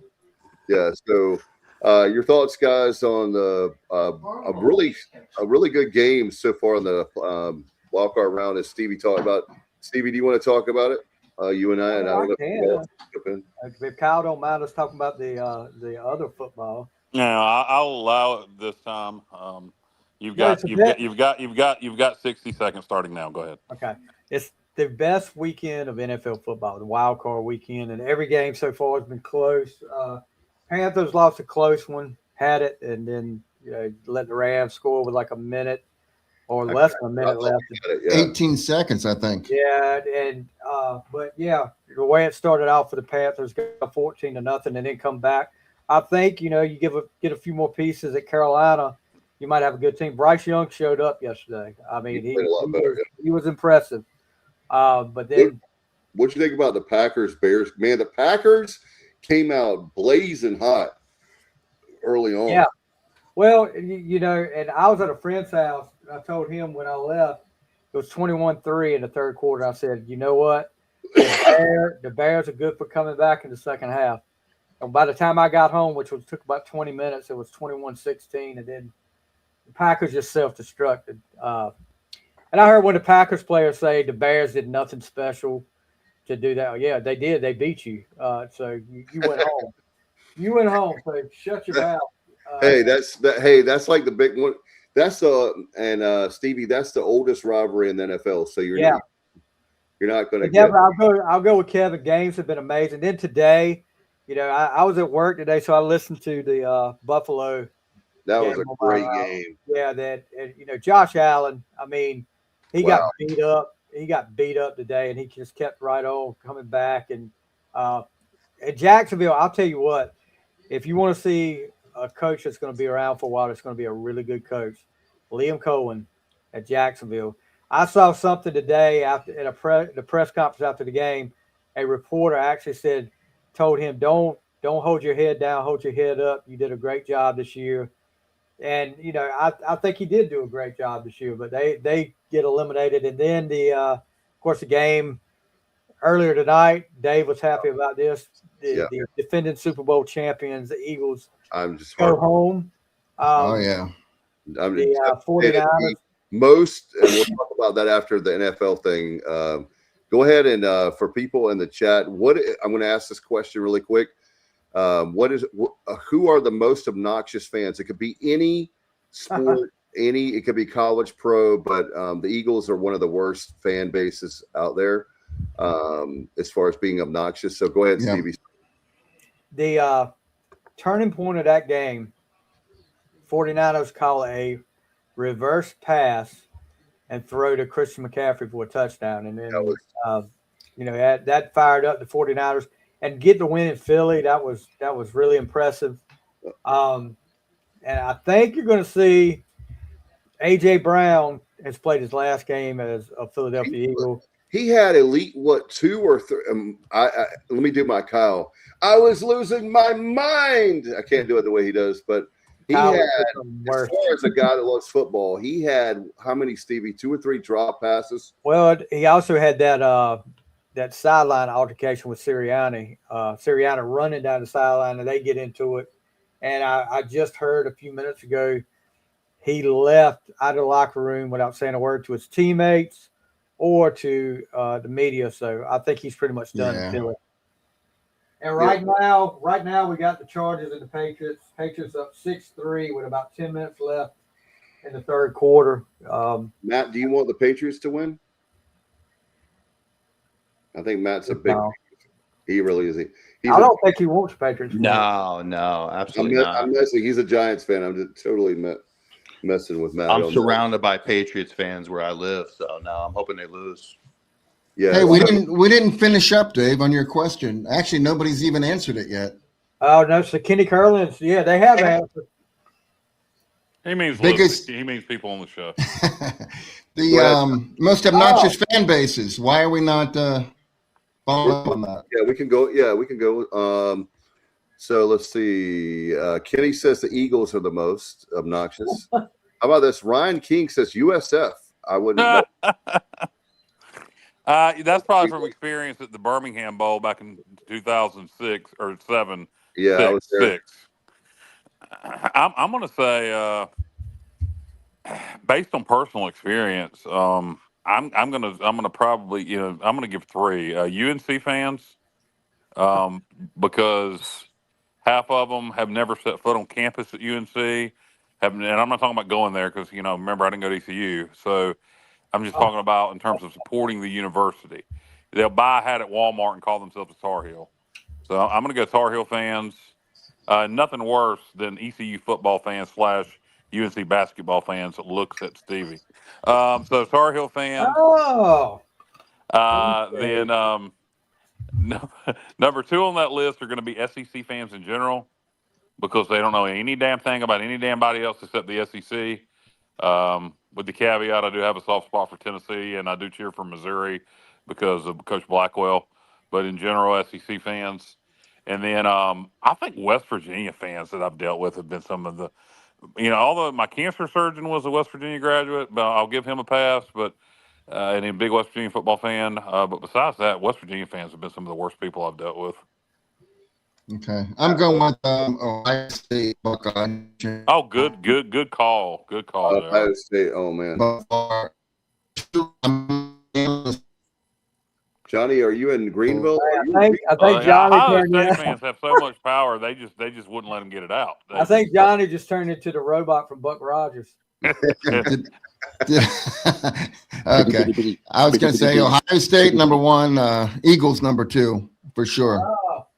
All right, Matty Ice, what you got? Oh man, it's a tough one.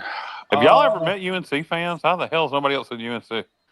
Because you already said them. And they're harmless. They're laughable, Kyle. You can laugh them off. Man. No, you haven't been around. You haven't grown up around Carolina fans, Johnny. I know many of them. I know many Tar Heels. I'll tell you, I'll give you a different sport. I would say Lakers fans have always irked me. Lakers. Wow, I wasn't. Yeah, always. LeBron fans. Celtics fans, I mean, look, they're tough, but they're great fans. The Lakers fans, man, oof, they can be tough. The whole LA thing. I just thought that anything to do with LA just irks me. College football, I would say NC State fans are probably the most delusional Yeah, but state fans at least are, unlike Carolina fans, at least state fans are always genuinely fans. They just don't buy a hat and say they're a state fan. I'll I tell you don't- Yeah, You, they're you'd have to definitely live here, fans. Matt. You'd have to live here. well, I'll tell you. It seems to me that Well- they think that they're better than they really are more than Here's Well, the they do, but so do UNC in football. Yeah. Well, Here's I feel like North Carolina State fans align with me more on what I believe and what I like more than Carolina fans for sure. well, So I respect them for that. I remember this, guys. And for those of you in the Triangle that know the 99.9 The Fan, they had just fired Tom O'Brien as their NC State head football coach, and so they were doing this impromptu live show, right? And this guy calls up and says, "We should be as big as Ohio State," and I'm like, "No, you're not as good as Ohio State. I'm sorry, and I'm not even an Ohio State fan." But no, you're not on that level. I'm very sorry, but you're not. And I'm not hating on NC State, but to say that you should be up there with Ohio State is laughable. Kenny Curlin's Coastal Carolina baseball fans are rude. Their football fans were nice. So I think you got to put a caveat with Coastal Carolina baseball fans, because my experience with their football fans was fantastic, actually. Okay, I so like that with Kenny though. The Coastal Carolina baseball fans are the worst of the worst. I Right, remember him I remember right up there with John White's Vanderbilt Whistler.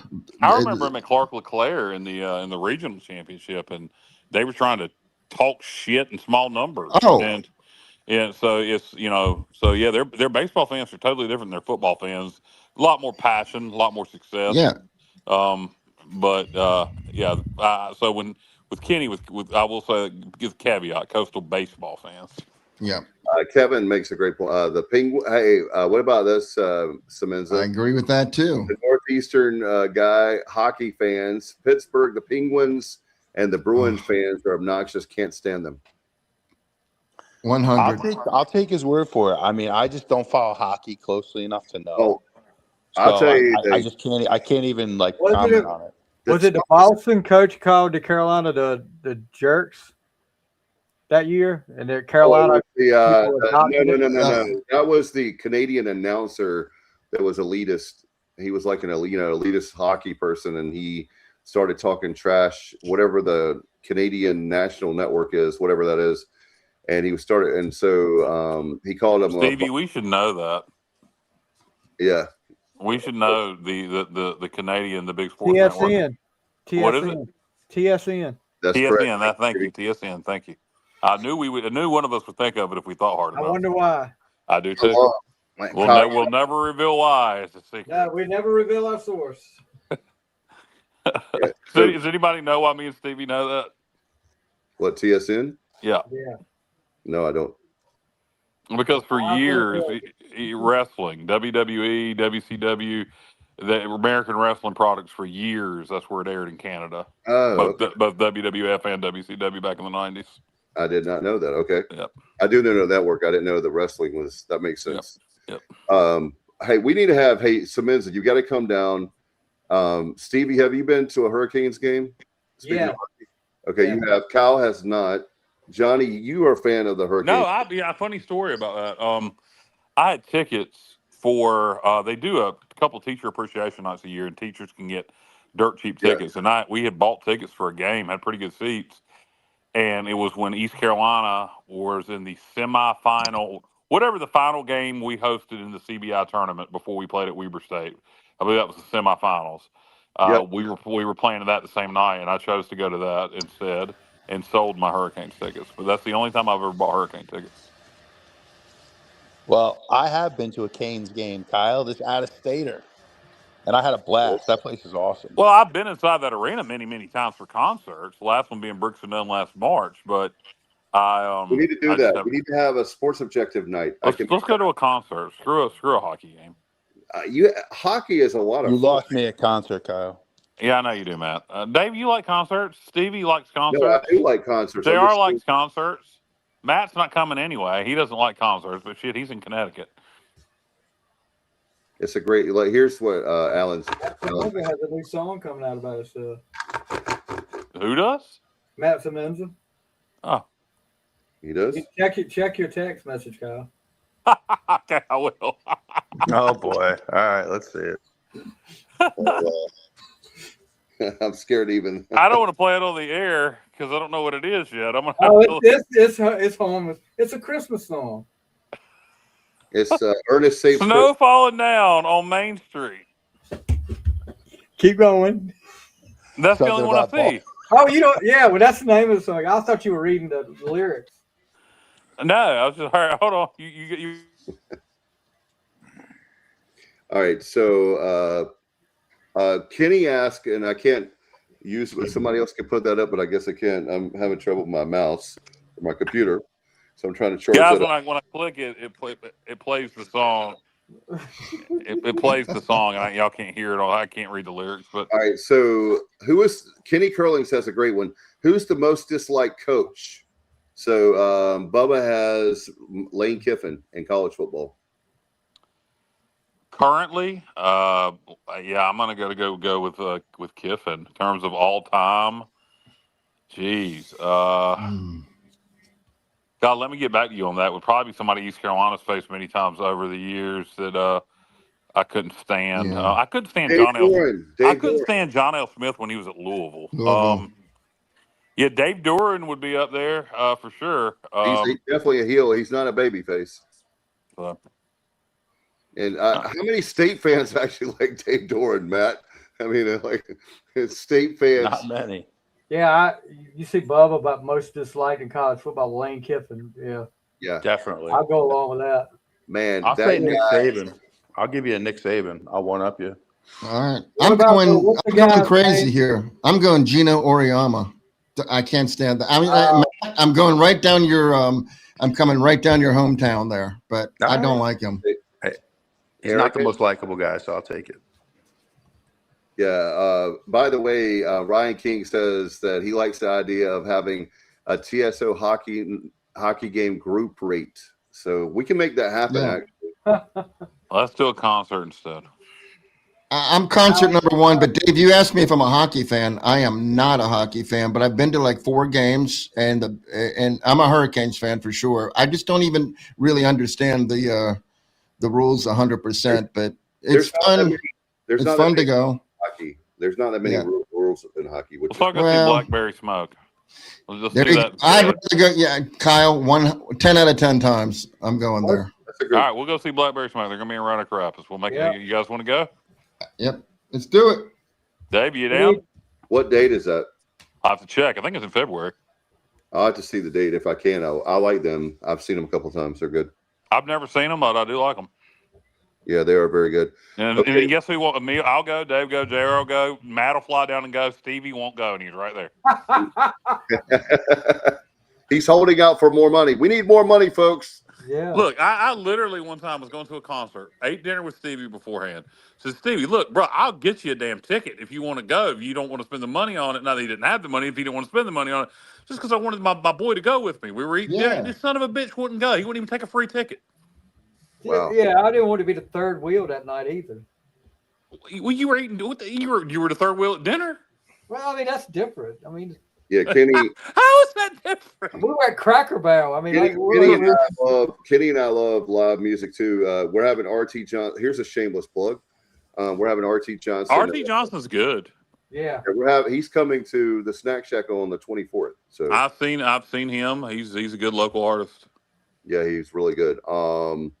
Let's see what else I was going to talk about. Hold on, I had in my. For those of you that love ECU baseball, a week from Monday we have the media day. So looking forward to that. It's going to be fun. Let's see. Oh my gosh! Alan Vick says Stevie should have gone with Kyle to see Air Supply. They are great. Oh no! Actually, it's not much better. It was Neil McCoy. Hey, look, put Brandon Forbush up there. This is where Kyle's going to. Oh, you God. going to see Rascal Flats? Oh, hell no. Stevie will be with you, Brandon. Stevie will be with you. Stevie and Dave will go with you to see.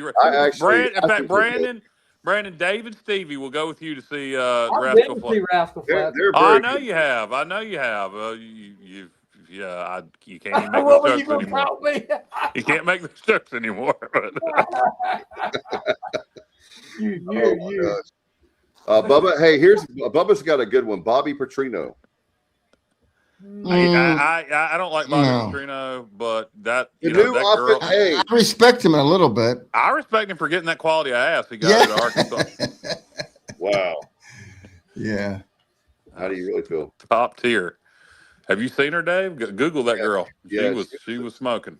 Urban Meyer would have been on my list earlier, but now yeah. I've learned to kind of tolerate him a little bit. Urban, I met Urban Meyer around 2006 when he was the Florida head coach. Yeah. And he was very good to maybe because he was there for the Stevie for the North Carolina High School Athletic Association coaches. Do y'all think? What's that? Who was there? Urban Meyer. Urban Meyer, the Florida coaches. They had him in like 2006. Oh, okay, I didn't go to that one. Do you guys think? God, what's the coach of UNC's name? Bobby Petrino. Oh, you talking Bill Belichick? Yeah, Belichick. Yeah, thank you. That's how important he is to me. Do you guys think Bobby Petrino and Bill Belichick will pick up girls together? Wow, that's a great one. Hey, well, when his girlfriend has her sleepover, I'm sure they'll be I'm sure Bobby will come over and hang out with him for the slumber party. Yeah. Matt, can you imagine having Kyle from LaGrange Barber, Bobby Petrino, and Bill Belichick on Franklin Street? I think that would be great. All going to Sup Dogs. Now, now I got to have I've got to win the lottery because we all have to have equal amounts of money here. If me and Petrino and Belichick all got equal cash, yeah, I'm gonna eat them both up. I got more swag than both of them. Oh man, they just got more money than I got. Oh man, that's some good stuff there. I tell you what. Yeah. So go ahead. I got a crazy, ridiculous stat for the college football championship game. Okay, it's probably only something that I'd be interested in, though. Probably nobody else would care. Nobody else is going to care about this stat. Okay, there's been 33 definitive college football championship games. You know how we used to just have bowl games and then they would vote on. Okay, so there's been the last 33 years we've had a definitive national championship game. Of those 33 games, we've had 66 teams participate. Right. 62 of them have worn Nike uniforms, and 32 of the 33 champions have worn Nike uniforms. The only difference, the only caveat would be Auburn in 2011 wore Under Armour. And then I know this is crazy. Notre Dame wore Under Armour twice in a losing effort, and Auburn wore them in a losing effort. So 32 out of the last 33 champions have worn Nike. 62 of the last 66 participants have worn Nike. And this year we got 2 Adidas teams. So that tells me teams that are on Team Adidas, like East Carolina. We're looking up. We're looking up, buddy. There you go. See? For everybody that thinks I don't wear the EC stuff, there you go. Remember what Adidas stands for? All day long, I dream about Stevie. Man, I thought you were going somewhere else. So glad. Yeah. So speaking of which, I know that we'll have another show before the national championship game. But Matt, what did you think about that? And I'll get the other guys. But what about Indiana, guys? My gosh, that was a well-coached team, man. They don't make any mistakes. They're almost perfect. The quarterback throws; he's so accurate. The offensive line is dominant. Really good team. The coach is a maniac, but I like him. Yeah. But, he's the guy, and I talked about Kyle when Kyle is Alan Vick serious? Does Boston College have a New Balance deal? Yeah, absolutely they do, because that's their headquarters. That's their headquarters. New Balance makes good products, but you yeah, they are. No, they make great products. They make great products, but you couldn't have a less cool brand. No, but they're Boston based. New Balance is making a huge splash right now. Yeah, but they got to rebrand. I mean, they're. I don't know. They make good stuff. They've always made good stuff. They're it's not a quality issue. It's just a branding. No. It's the branding. And if you have wide feet, New Balance is the way to go. Yeah, well, Yeah. I agree with you as a wide foot fellow. New Balance and Skechers has the most choices, but the Nike Air Monarch is sold in a wide, and they just put out a limited edition smoke gray with a black stripe on that, and I got those for Christmas. And they're freaking awesome for somebody with wide feet who Like a little how bit of high? little bit of a sneakerhead, and the options are limited. So Yeah, me too. But you know what? I'm loyal to a fault to Adidas because that's our brand.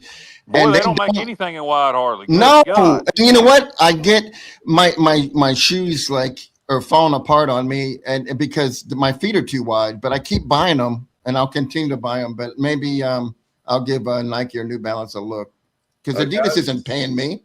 You know, I'm not sponsored by them. Yeah, I have a pair of black Adidas from a couple years ago that fit me pretty well, and I'll rotate them in and out of my shoe wear. I never wear them out because it's so hard to find Adidas in wides. Kevin's asking about y'all hear about the Notre Dame coach accused of battery? I did not. I did. I don't. From what I hear, there's video that kind of clears him. Okay. He was just trying to separate people and separate that kid, but I mean, who knows? I don't know for sure. Yeah. It doesn't sound like it's that big of a deal. But you know, everything's going to get recorded on like that. Alan Vick is so old. He said that he had a Rockport deal. Hey, listen, my 9th grade year of basketball, we didn't have a deal, but we all wore. You probably never heard of these shoes, Spot Built. You ever heard? Oh hell yeah, Stevie! Spot built turf shoes were the we had king. Spot Built basketball shoes. Oh, I never Wow. no. Those turf shoes are good, but I don't know about basketball shoes. I could see maybe Pony. Pony Yeah, was Pony, was a brand back then. I remember Pony. Dominic Wilkins wore them. Yeah, Pony and one that's made a comeback is still relevant. Puma. Yeah, those are Puma. cool. Puma is very popular now. Yeah. I'll tell you, I'm you guys waiting- know I'm waiting in for the them. 90s, you know what ECU's football uniform brand was? Huh? In the 90s? Russell. No, before Russell, it Before was that. Bell or something like that. It was. Let me tell you, we had the word. It was called Sports Bell. Yeah, I got it. I cannot believe I got that shit. I can't believe you got that either. That's impressive. Oh, Bubba's got it out there. Matt's a big sports bill guy. I didn't get that from Bubba. I remembered that on my own. So. The worst quality uniforms of all time. I remember the logo and looking at it and going, "What the hell is that logo?" Because it was a weird logo. It was about Tennessee wore those. My junior year, my jersey was so tight and it wouldn't budge. I was praying to God I didn't have an opportunity for an interception because I couldn't lift my arms over my head. Ryan King took Southern Bell. That's the problem. I was like the kid from Christmas Story with that jersey on. I couldn't move. Can't get up. Can't get up. I can't put my arms down. Ryan King says CEO was an ECU alum. And wow. Bubba said they're based out of they were based out of Eastern Tennessee, like maybe Knoxville. Yeah, that's why. I think they were. Johnson City, I think, is where they were. Johnson City. No offense. See. No offense to the I'm gonna go put on my LA gears and go run. Kyle, can you sing Waggonville? You're British nice. Kyle karaoke. Can you do some? We have a new segment called Kyle Karaoke. Karaoke Kyle. Can you do Wagon Wheel? Because they talk about Johnson City. Yeah. Hey, Matt, you probably don't remember this, but one year when Orlovsky was quarterback, Connecticut wore Aeropostale uniforms. Really? Wait a yes. minute. Wait a minute. Go ahead, Kyle. Aeropostale, the clothing store, like I just bought my friend some Hello Kitty hoodie from. Aeropostale, the clothing store. You could get a Dan Orlovsky Aeropostale jersey if you went on eBay, probably. Wow. UConn, are you telling me UConn did not wear Aeropostale? Yes, they did. No, yes, they did. You show me evidence. And I think Pitt wore it for a year too. I think Pitt wore them for a year too. What year was this? Well, how long's Orlovsky been out? I'm looking it up right now. Someone help me No out. way. There is no way Yes. they were. Yes. I know. I've never heard this before either. I've never heard. Okay, dang it. I'm looking Alan, it up right Alan now. Vick said he was a regular at the Chess King. You remember that clothing store? Apostle. Hey, Dave, put up Bubba. Bubba's got the all-time one there, British Knights. I know. I can't. Yeah, BK British Knights. I used to dig the British Knights back in the early '90s. It won't let me. Stevie, didn't British Knights do something with the WWF, or am I remembering that wrong? I think so, Kyle, but I'm not sure. You remember who had the deal with WCW in the late '80s? Oh, Ruse. That's right. You had shoes with Hey, zippers. Kyle, I can buy right now on eBay an Aeropostale size 50 Yukon jersey number 50 for $1,999.99. This is a game worn jersey. Game worn, dang right. For that price. What year was this? It doesn't say, but I'm going to say. Give me a roundabout year. Probably I will. I'm thinking 2010-ish was when Orlovsky was there, right? Aeropostale's a clothing brand that has a store in the mall. They have nothing to do with athletics. That makes zero sense. They dabbled in it for a little bit. I know it's weird, but I remember weird things, and that happened. What was it? Was it between Aeropostale and the Gap? I mean, what was? Yeah, Bubba says it's true. The only one was UConn. Okay, I thought maybe Hey, what did he say? They make. What did he read that? What did Bubba say? The overpriced apparel for insecure mall rats. He says he knows of no other sports team, high school, college, or pro who wore Aeropostale. Now, wait a minute. Now, I have two females, my wife and my best friend, that likes clothes from Aeropostale. So I'm going to tell Jessica you called her an insecure mall rat, Bubba. Oh, Lord. Here we go. Here we go. Okay, here you go. Oh, look. I'm going back to eBay, Kyle. I'm going back to eBay. I can buy a pair of vintage Pitt Panthers football issued track pants, men's 3XL, Aeropostale, $34. That is so interesting to me that they dabbled in college sports. That is so weird. Yeah, I've never heard of that. There you go. Bubba pulled it from an article. Hey, guys, growing up, here's another topic really quick. What is your favorite mall store of all time? Camelot Music. Oh, you know what? Oh, I love that. Boy, I'm gonna go with Stevie. Also, you put me in a Camelot. It would be a tie, Stevie. You put me in the middle of a Camelot in 1995 or the middle of a KB Toys in 1988. I don't know which one I'd rather be in. Camelot Music or the Gold Mine Arcade in the Runt Rapids Mall. But that's not a store. Well, that's still. I mean, that's where I went to at the mall. All right, Kyle. I can't argue with Kyle. I can't. You're gonna go Camelot or KB? Yeah, I mean, I can't go anywhere else. But I will say Orange Julius if I'm hungry. Oh yeah, they had the hot dogs, Baskin Robbins, pizza, and the orange. And they had those little hot dogs, didn't they, Johnny? Yep, they did, and their pizza was really good. I didn't try the pizza. I did the hot dogs and those, and the Orange Julius was like a slushy, right?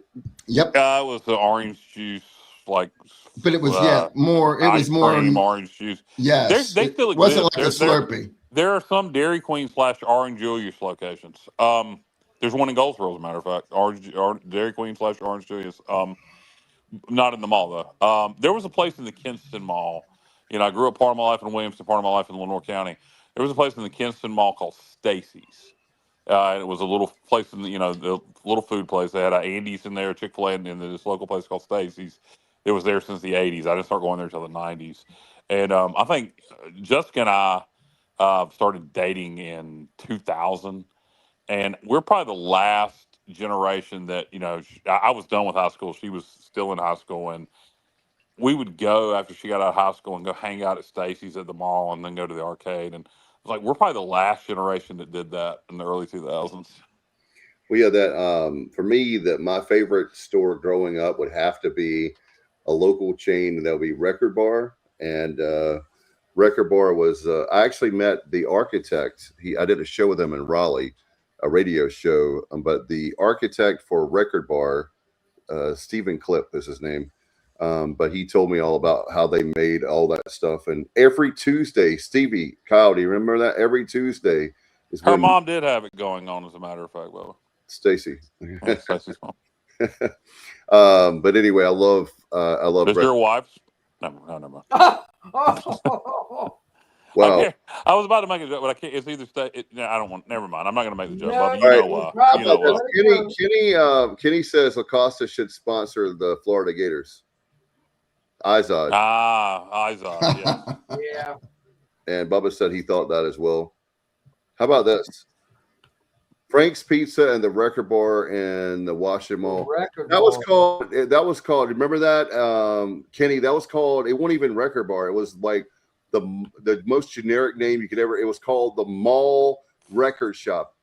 The Mall Record Shop. I mean, that's how generic it was. And yes, Tuesday was the new release day at Record Bar. Yeah. I'm laughing at Bubba.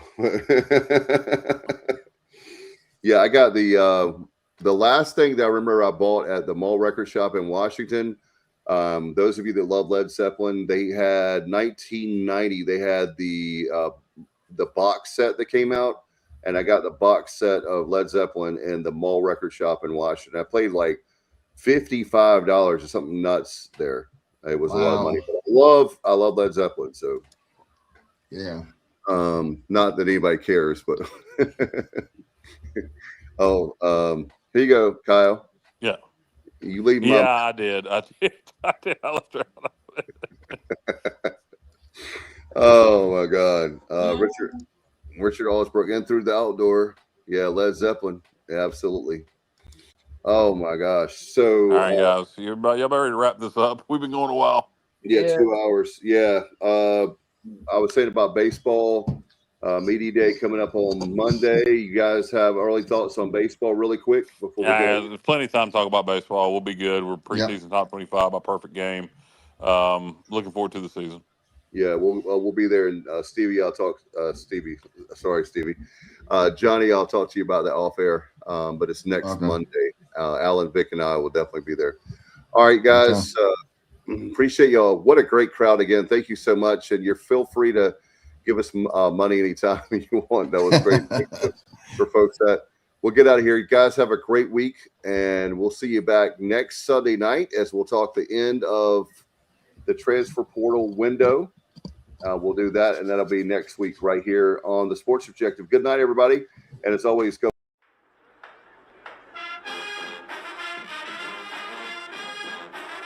You're watching The Sports Objective, the podcast for Pirates.